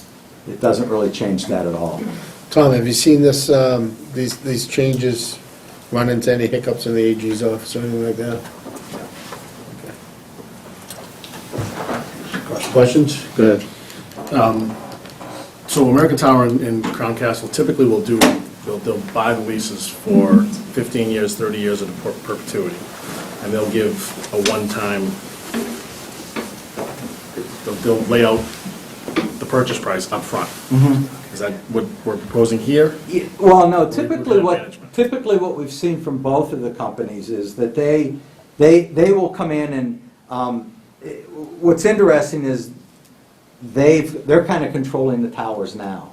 For instance, the first cell carriers in on most of these properties, except Cedar Hill because that's on our tank, but the other 4 sites that have towers, all those sites have had, whether it's AT&T or T-Mobile, whoever was there first put the tower up, they've turned those towers over to these companies.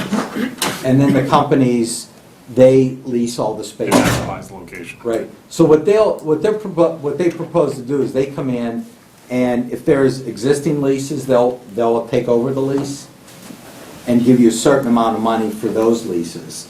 And then future leases, they give you a certain percentage. Because it's kind of broken into two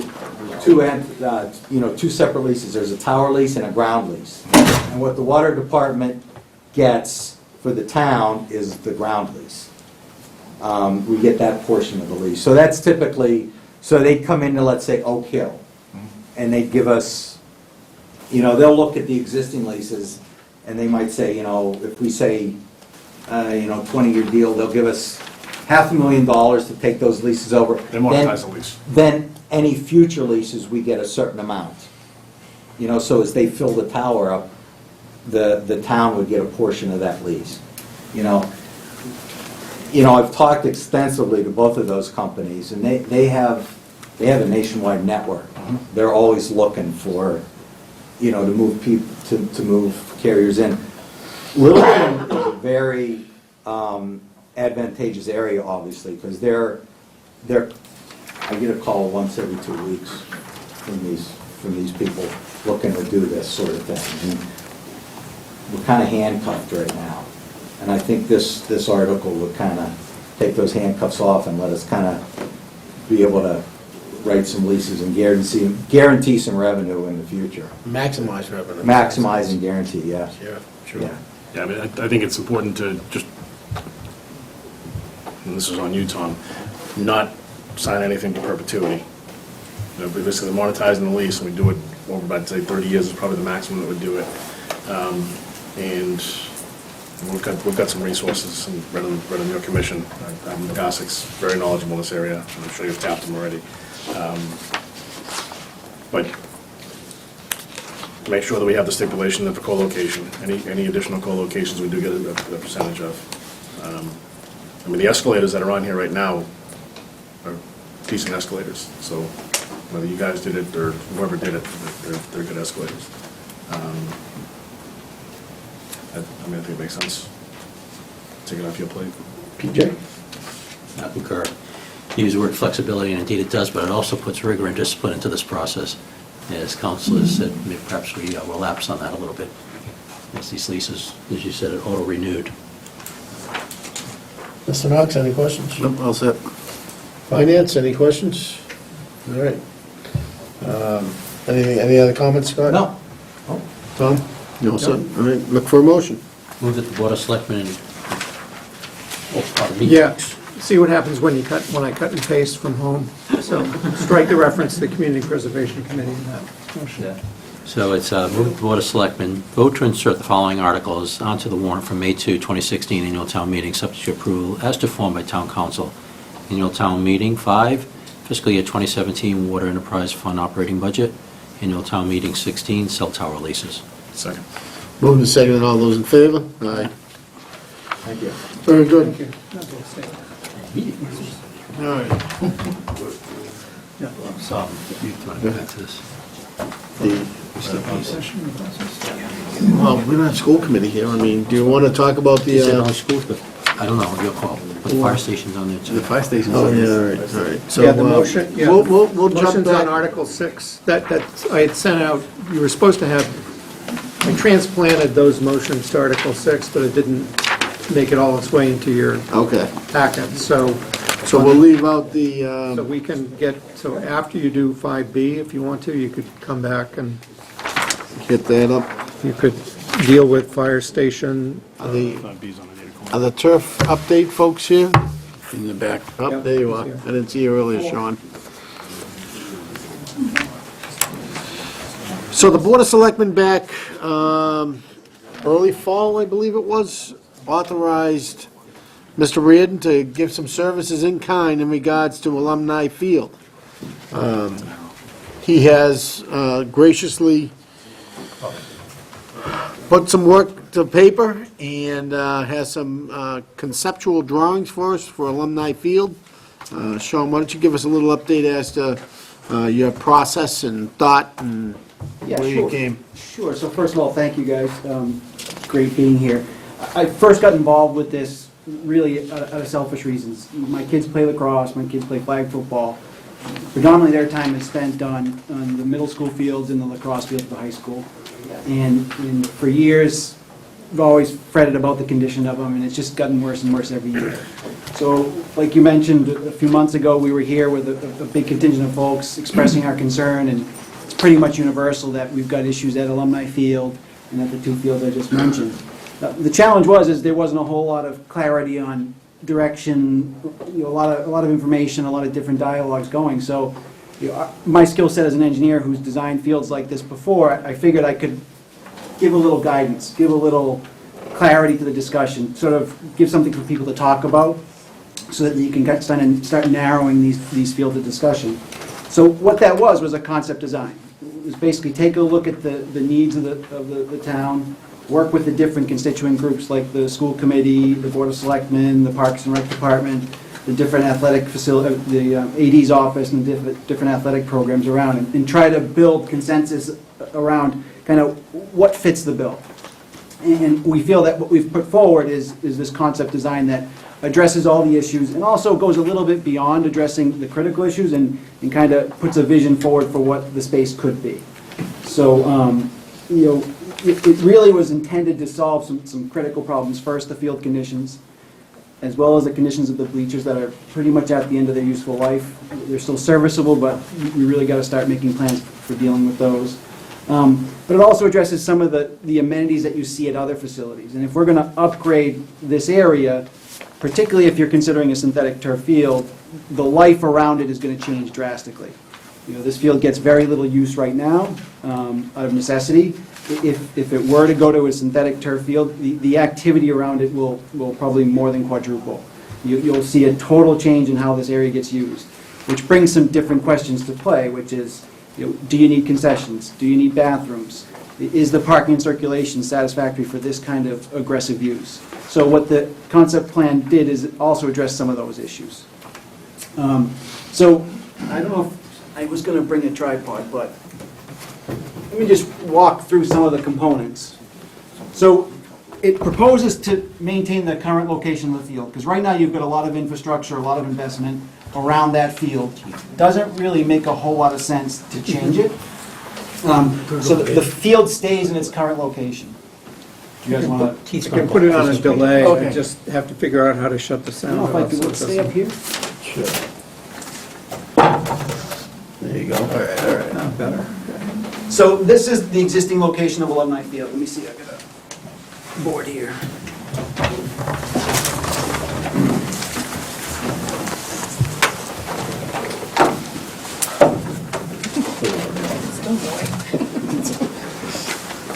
So just to help orient everybody, this is the same place. So this is the existing Alumni Field. You come in off of Russell Street, circulate around to Russell Street School, Alumni Field, Jet Field in that location. Field is essentially the same place. There's a little bit of shifting going on to allow the combination of a wider field to make room for cheerleaders and other areas for lacrosse. So it needs a little bit of a wider space in order to accommodate all these activities safely. What this proposes is a redesign of the traffic and circulation around the field. Now what this does is right now you have a huge swath of pavement, which from an engineer's perspective, you get a lot of pedestrian activity, a lot of traffic. That's a problem because you have a lot of options for people to travel, a lot of space for cars to move in, no defined paths. So what we try to do is take a lot of the parking activity off of the main aisle, narrow the main aisle so you create defined paths for cars, so pedestrians and cars can kind of share space knowing where each other are supposed to go. And it all works to give, again, better access to the field area, which you're going to see a lot more activity. One of the other things that we learned about during discussion with Mike Lynn was, one of the problems he has is that the existing ticketing booth is down here. And you had a lot of people that moved from the parking lot at the middle school and congregate in this area, which is right where everybody's trying to come in. So what we wanted to do was create more space in here to process all those people that come to and from the events. So created a bigger congregation area, a bigger entering area here, created some additional parking, and added a concession stand and a bathroom building here. Now what's nice is we've got facilities for sewer right nearby, so it's a pretty low-cost connection process, but it's still an investment in a structure. But it's critical because this place is, if you invest this much money, you need the amenities to make it really have a life of its own. Existing bleachers replaced here in this location. Again, pretty much the same location, slightly bigger. Big distinction, these are accessible, so fully handicap accessible. There'd also be a small press box as well. And then the key thing is, if you're contemplating infill turf system or a synthetic turf field, has to be surrounded by a fence in order to protect it from the adjacent pedestrian activities, spectators and so forth, and should be surrounded by concrete. So what you see here is the white is a cement concrete surface. One of the other things we added was an area here so that you can put portable bleachers for visiting teams. So during the Thanksgiving game, if we wanted to put about 120 seats over here, we could. We do that currently, right? What's that? We currently do that. Yeah, and one thing you'll notice is obviously Jet Field is no longer here. So what we did is we looked at potential options for relocating that. We have a plan that shows it being relocated over to the other side of the middle school. We've had some dialogue with Chuck and with the AD, and there's some options for what we can do there to kind of maybe reduce costs, maybe repurpose Shattuck a little bit. But what we want to do is show an achievable option that accomplished the same kind of scope of improvements and we didn't lose any playing surfaces. So just kind of to brief you on what we provided to the selectmen. So what we want to do is give you guys the tools to evaluate options, evaluate process going forward. So in addition to the design, We also gave you a narrative, kind of explored some of the thought process behind each of these items.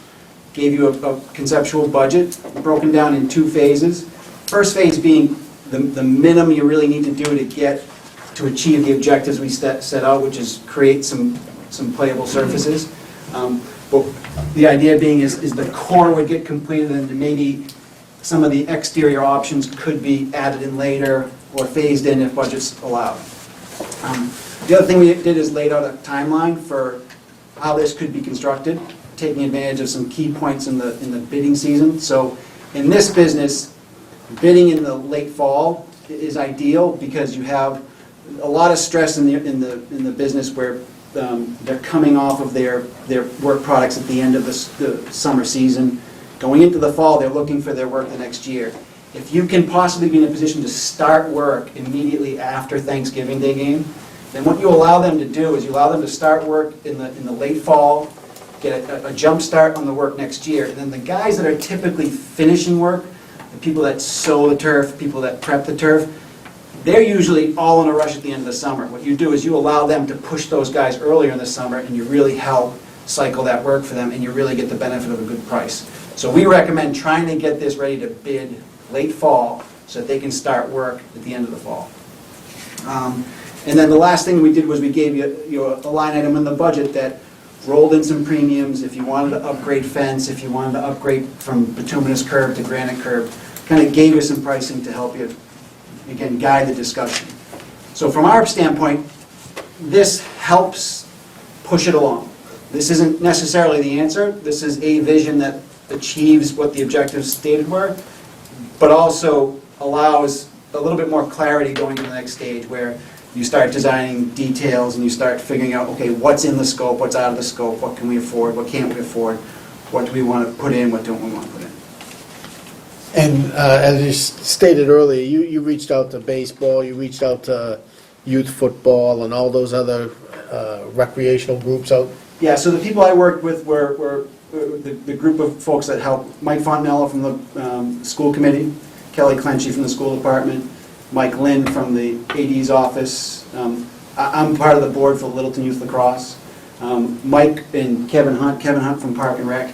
Kevin and Mike did a lot of work reaching out to the baseball teams, to the soccer teams. So they were my help in reaching out to those different constituent groups.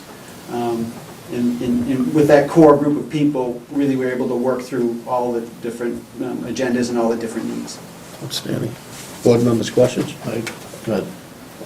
Just a personal thing that has to do with Jet Field, with being a former softball coach and granddaughters that play softball right now, they can't find fields to play on. Right. And you eliminated, I did see a diagram in here that put it on the other side of the middle school, but no way of getting to it unless you cross over an entire grass area. I guess what I'm trying to say, are we eliminating something that's going to cause another problem later on? So, Joe, if I could address that?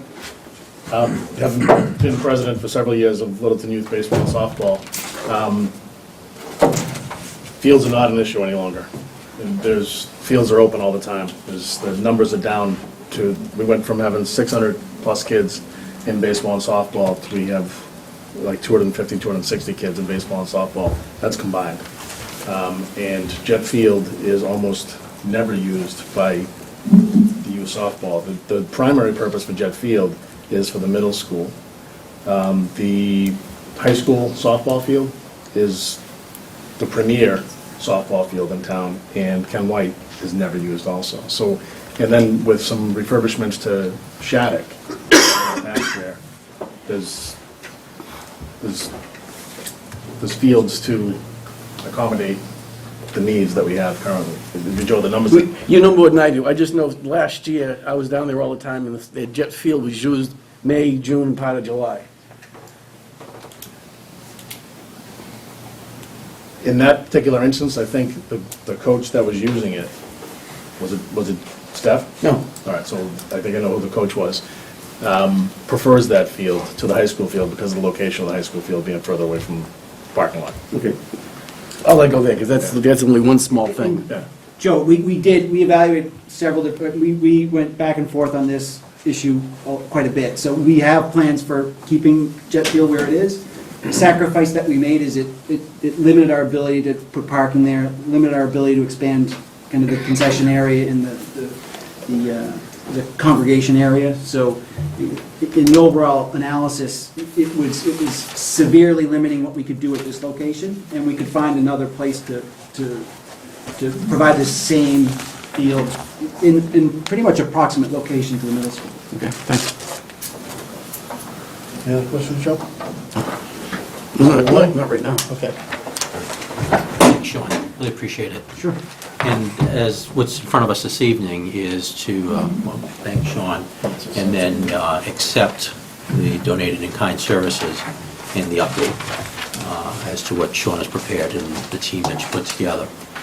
Certainly, at some point, as we actually begin discussions as to proceed or not to proceed, you know, school committee, schools, Park and Rec, you know, weighing in and having a very structured approach to this.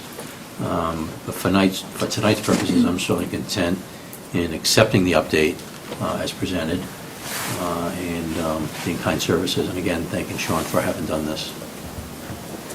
Mr. DeCoste? No, I agree. That's pretty much stated what I would have stated.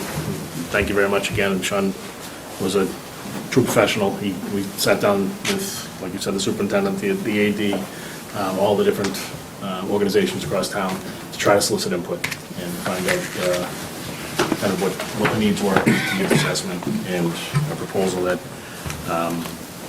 potentially meet those needs. All right, Thank so again, you know, you've heard it from the board, I want to thank you again.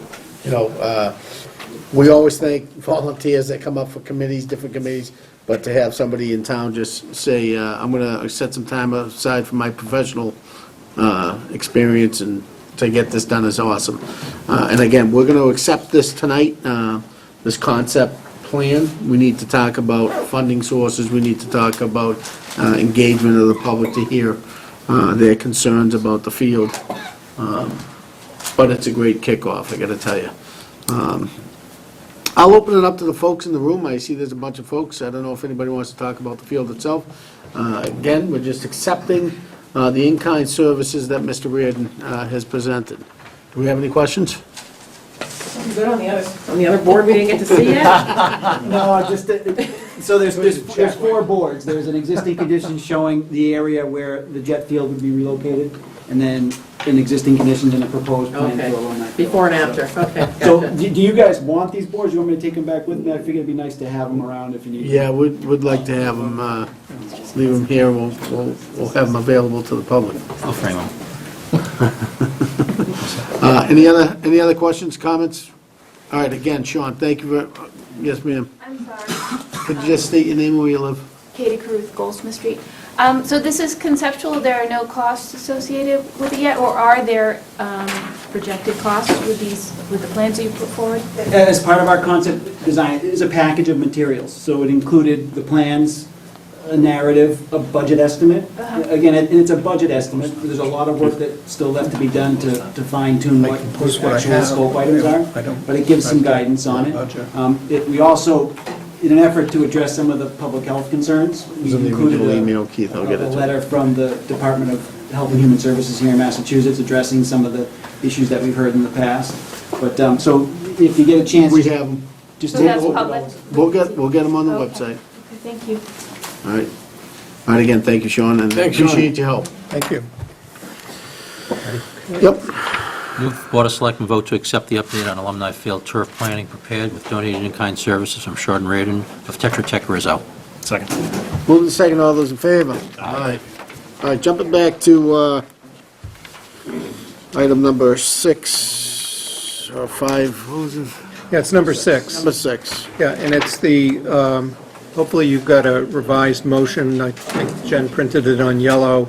Yep. It transplants the items that were in the agenda for the first item, for the joint meeting with the FinCom and schools, which would lead to potential articles to be inserted on the We're going warrant. backwards, we're not on 6 now. There you are. We're not going to do anything with fire station? That's where it is. That's where it is. Oh, so you moved it all to 6, my Yeah, apologies. yeah, Right, yeah, since, moved yeah, it since off we to took, 6. we didn't give you an agenda item on, Because that. Got it, got it. Okay. All right, all right. we pulled the agenda item on The school on committee. 4A, but then didn't successfully get you all the motions on number 6, so. I All thought right, we were so- leaving you out. I'm sorry? I thought we were leaving the fire department out. No, no, no, No, no, we're not leaving them out, we're not leaving them out. No. All right, so item number 6, we're going to talk about Article Annual Town Meeting 7, the capital items available funds, the fire station moving into a special town, and the establishment of a fund debt exclusion stabilization fund. Bonnie, want to start off? I see Steve Moore is gone, but I guess we're good. I was on that committee. We have a finalized list. Yeah, we have a now finalized list. of capital projects. Those are, if you look at the draft warrant, which is attached to item 6, it would be on page 6 of the annual town meeting. Nice. We've been through it. I think we were just waiting on the final number on the Yeah, events. and again, it keeps coming back to the events, or are we, When I talked to Steve Moore, he was very comfortable leaving the event number where it is. Okay. And if it turns out that we can shift money between other articles that are in progress, that might be able to, get some savings out of, we will do that and bring that forward in the fall for Okay. But he's So- very comfortable with it. So one thing I learned going through this process for the needs assessment is the way in which the articles are numbered through budget office and the way in which they're bid, to tie them all together a little bit cleaner.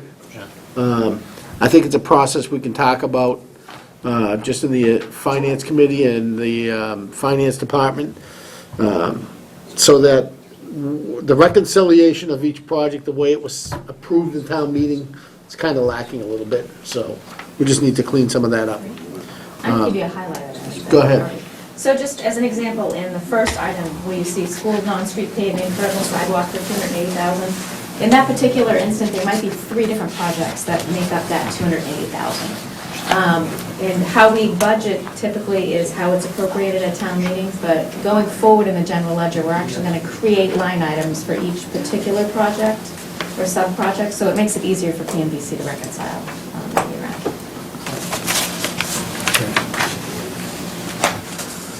And then the other items, these are items that we started in previous years, the rooftop units here at Town Hall, the second level of the library roof, Town Hall parking, the crack repair, Shaker Lane Univents, the illustrious Univents, and Russell Street school pavers and landscaping. So, again, we have a committee that meets, we have a large report that we go through and assess public safety, health, life safety items, and prioritize based on the needs, and make recommendations to the Board of Selectmen for funding. And that's where we are there, so. I'll stick with Steve saying he's okay with the Univents numbers. Any questions, board members? All right. Second one is moving the fire station design capital item from annual town meeting to special town meeting. Chief, have at it. The request for this would actually, by having the ability to move the station up to the special town meeting, would allow us to actually start design immediately. Thanks to the large print version. Try to make it easy to read. So by moving it up to the special town meeting, it would allow us to begin design right away, with the hopes that we could potentially go for the funding of construction at fall town meeting. By doing that, and having the ability to start construction that much earlier, would only displace the fire apparatus out for one winter and would potentially have us back in before the following winter. Which is what, like 4 months earlier? Correct. Somewhere around there? Okay. Yeah, roughly 4 to 5 months. So we could actually start in May, May as compared to at some point in July, right? Funding-wise, Funding-wise, debt-wise? it's in the same fiscal year. Okay. Actually, instead of the May town meeting, you're looking at the November. So from a financial standpoint, it's a little bit of short-term interest, possibly. So there's really a negligible impact on the financial side. It does put the pressure on the designer to get, bids together for fall instead of May. Okay. And how will that impact your 535,000 squeezing the vice grip, so to speak? You think it's... Hopefully that won't change. All right, all right. Right? All right, board members, questions? So design is FY17 money, Yes. and construction is going to be FY18 money? It's going to be... FY 2020. The debt service is going to be placed in 2020. So we're going to wait for which debt service to be retired? The Shaker first, and then the high school falls off right after that. Okay. So So what numbers does that give us? the debt service payment will be down to $150,000 in 2020, which is when we want to slide the 600 some odd thousand. My question, when we look at Shaker and the high school together, because I just don't remember, I apologize to you, that combined debt servicing, It's about, well, actually, is it? and I'm just looking for comparative analysis to what the debt servicing for the fire station will be. We're estimating $600,000 for the fire station Okay. at this point.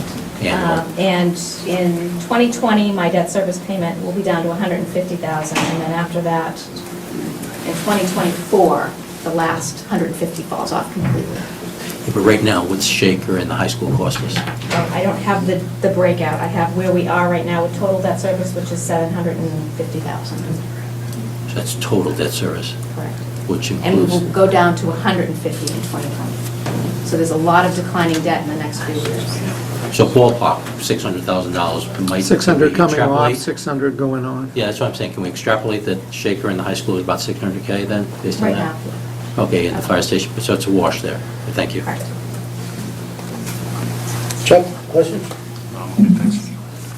Mr. Knox? No, I had a pleasure talking to the chief and the deputy chief, and put a lot of factors on this, so I'm fine. All right, so with that being said, you're going to go out to bid with PMBC on the design project, effective pretty much immediately if this passes? Yes, they have already sent a request for the RFQ to the central register, which gets It's posted Wednesday. tomorrow. Wednesday. Sorry. Yeah, so that, the central register will be posted on Wednesday. The bids would be due back, or the request for qualifications would be back on the 23rd, 24th. So they would be back in time for, So we time may, for the PMBC So you'd be in a review. position to hire, to award a contract to the That's successful where I'm getting- proposer right after the November, the May. we can tie a real Second number in it, so that's my real Yeah. question. You'll be able to tie a real number There'll be into a the solid May. number for that. Okay, Yeah. all right. And then click right on, go ahead.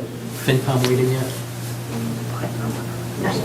They're meeting tomorrow night, so it's one of the updates, many updates that I have. So we tried to have it on the joint meeting No, for it's not a tonight, joint but meeting they tonight. left. Yeah. And we did, short. Not all of them are.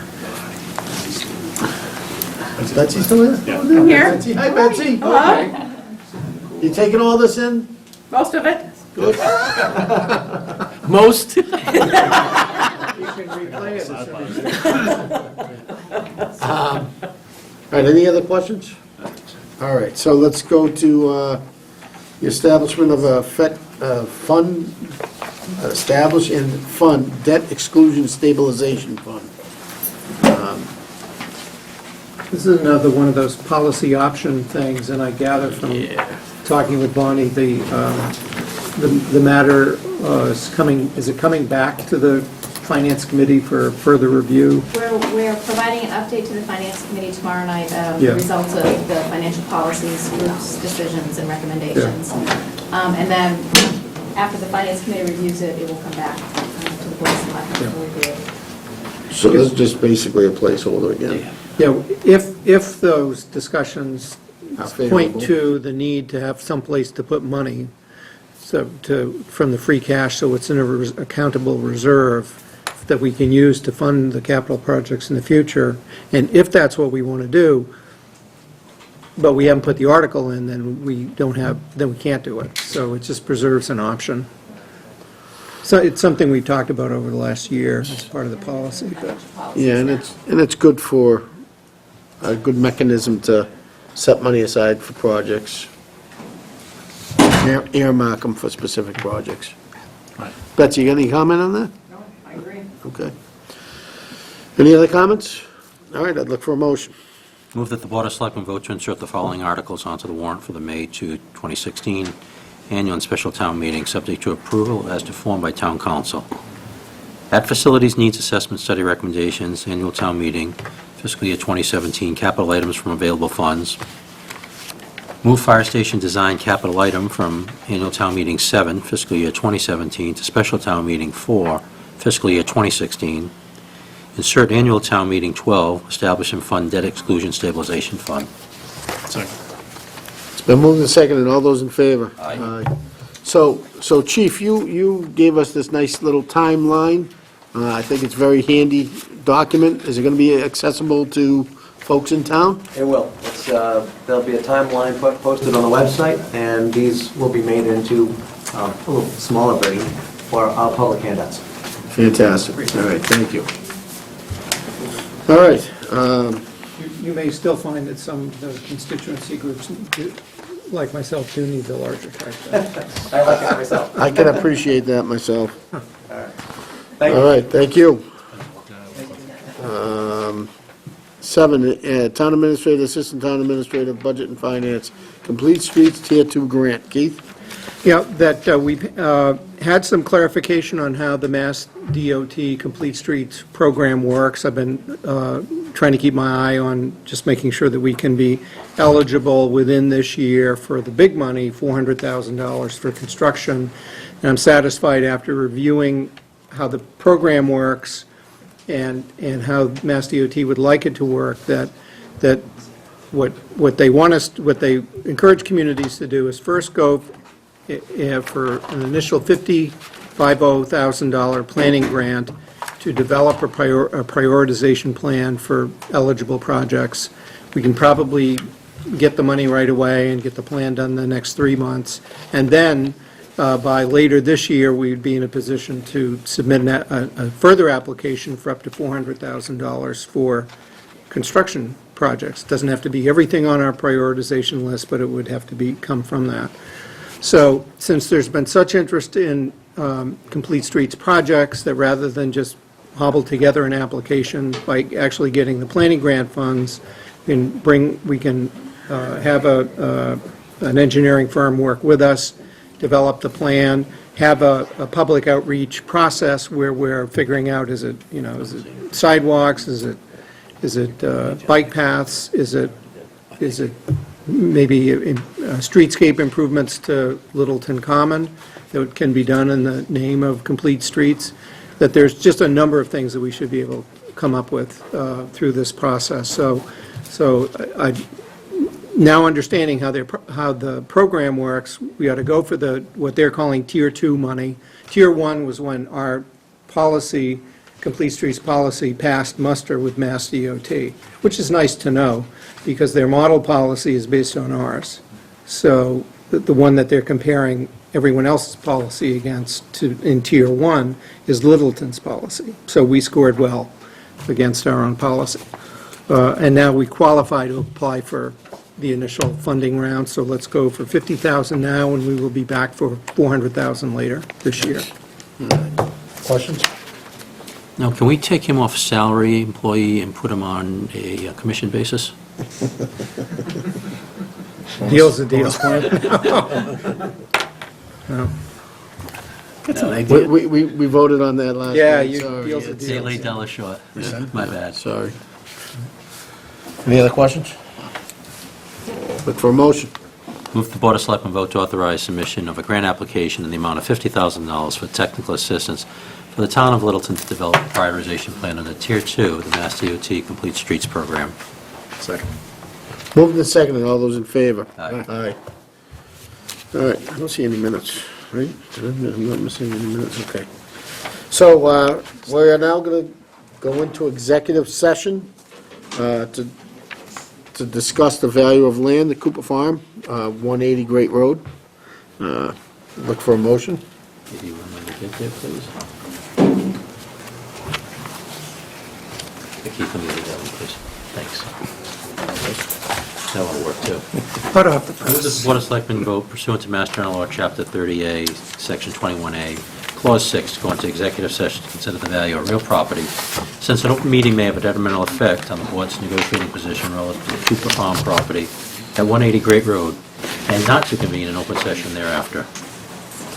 Second. Moving second. Mr. Knox? Aye. Mr. Carr, aye. Aye. Mr. Vella, Mr. DeCoste? Aye. We are now in executive session. Well, not quite. TV's still on.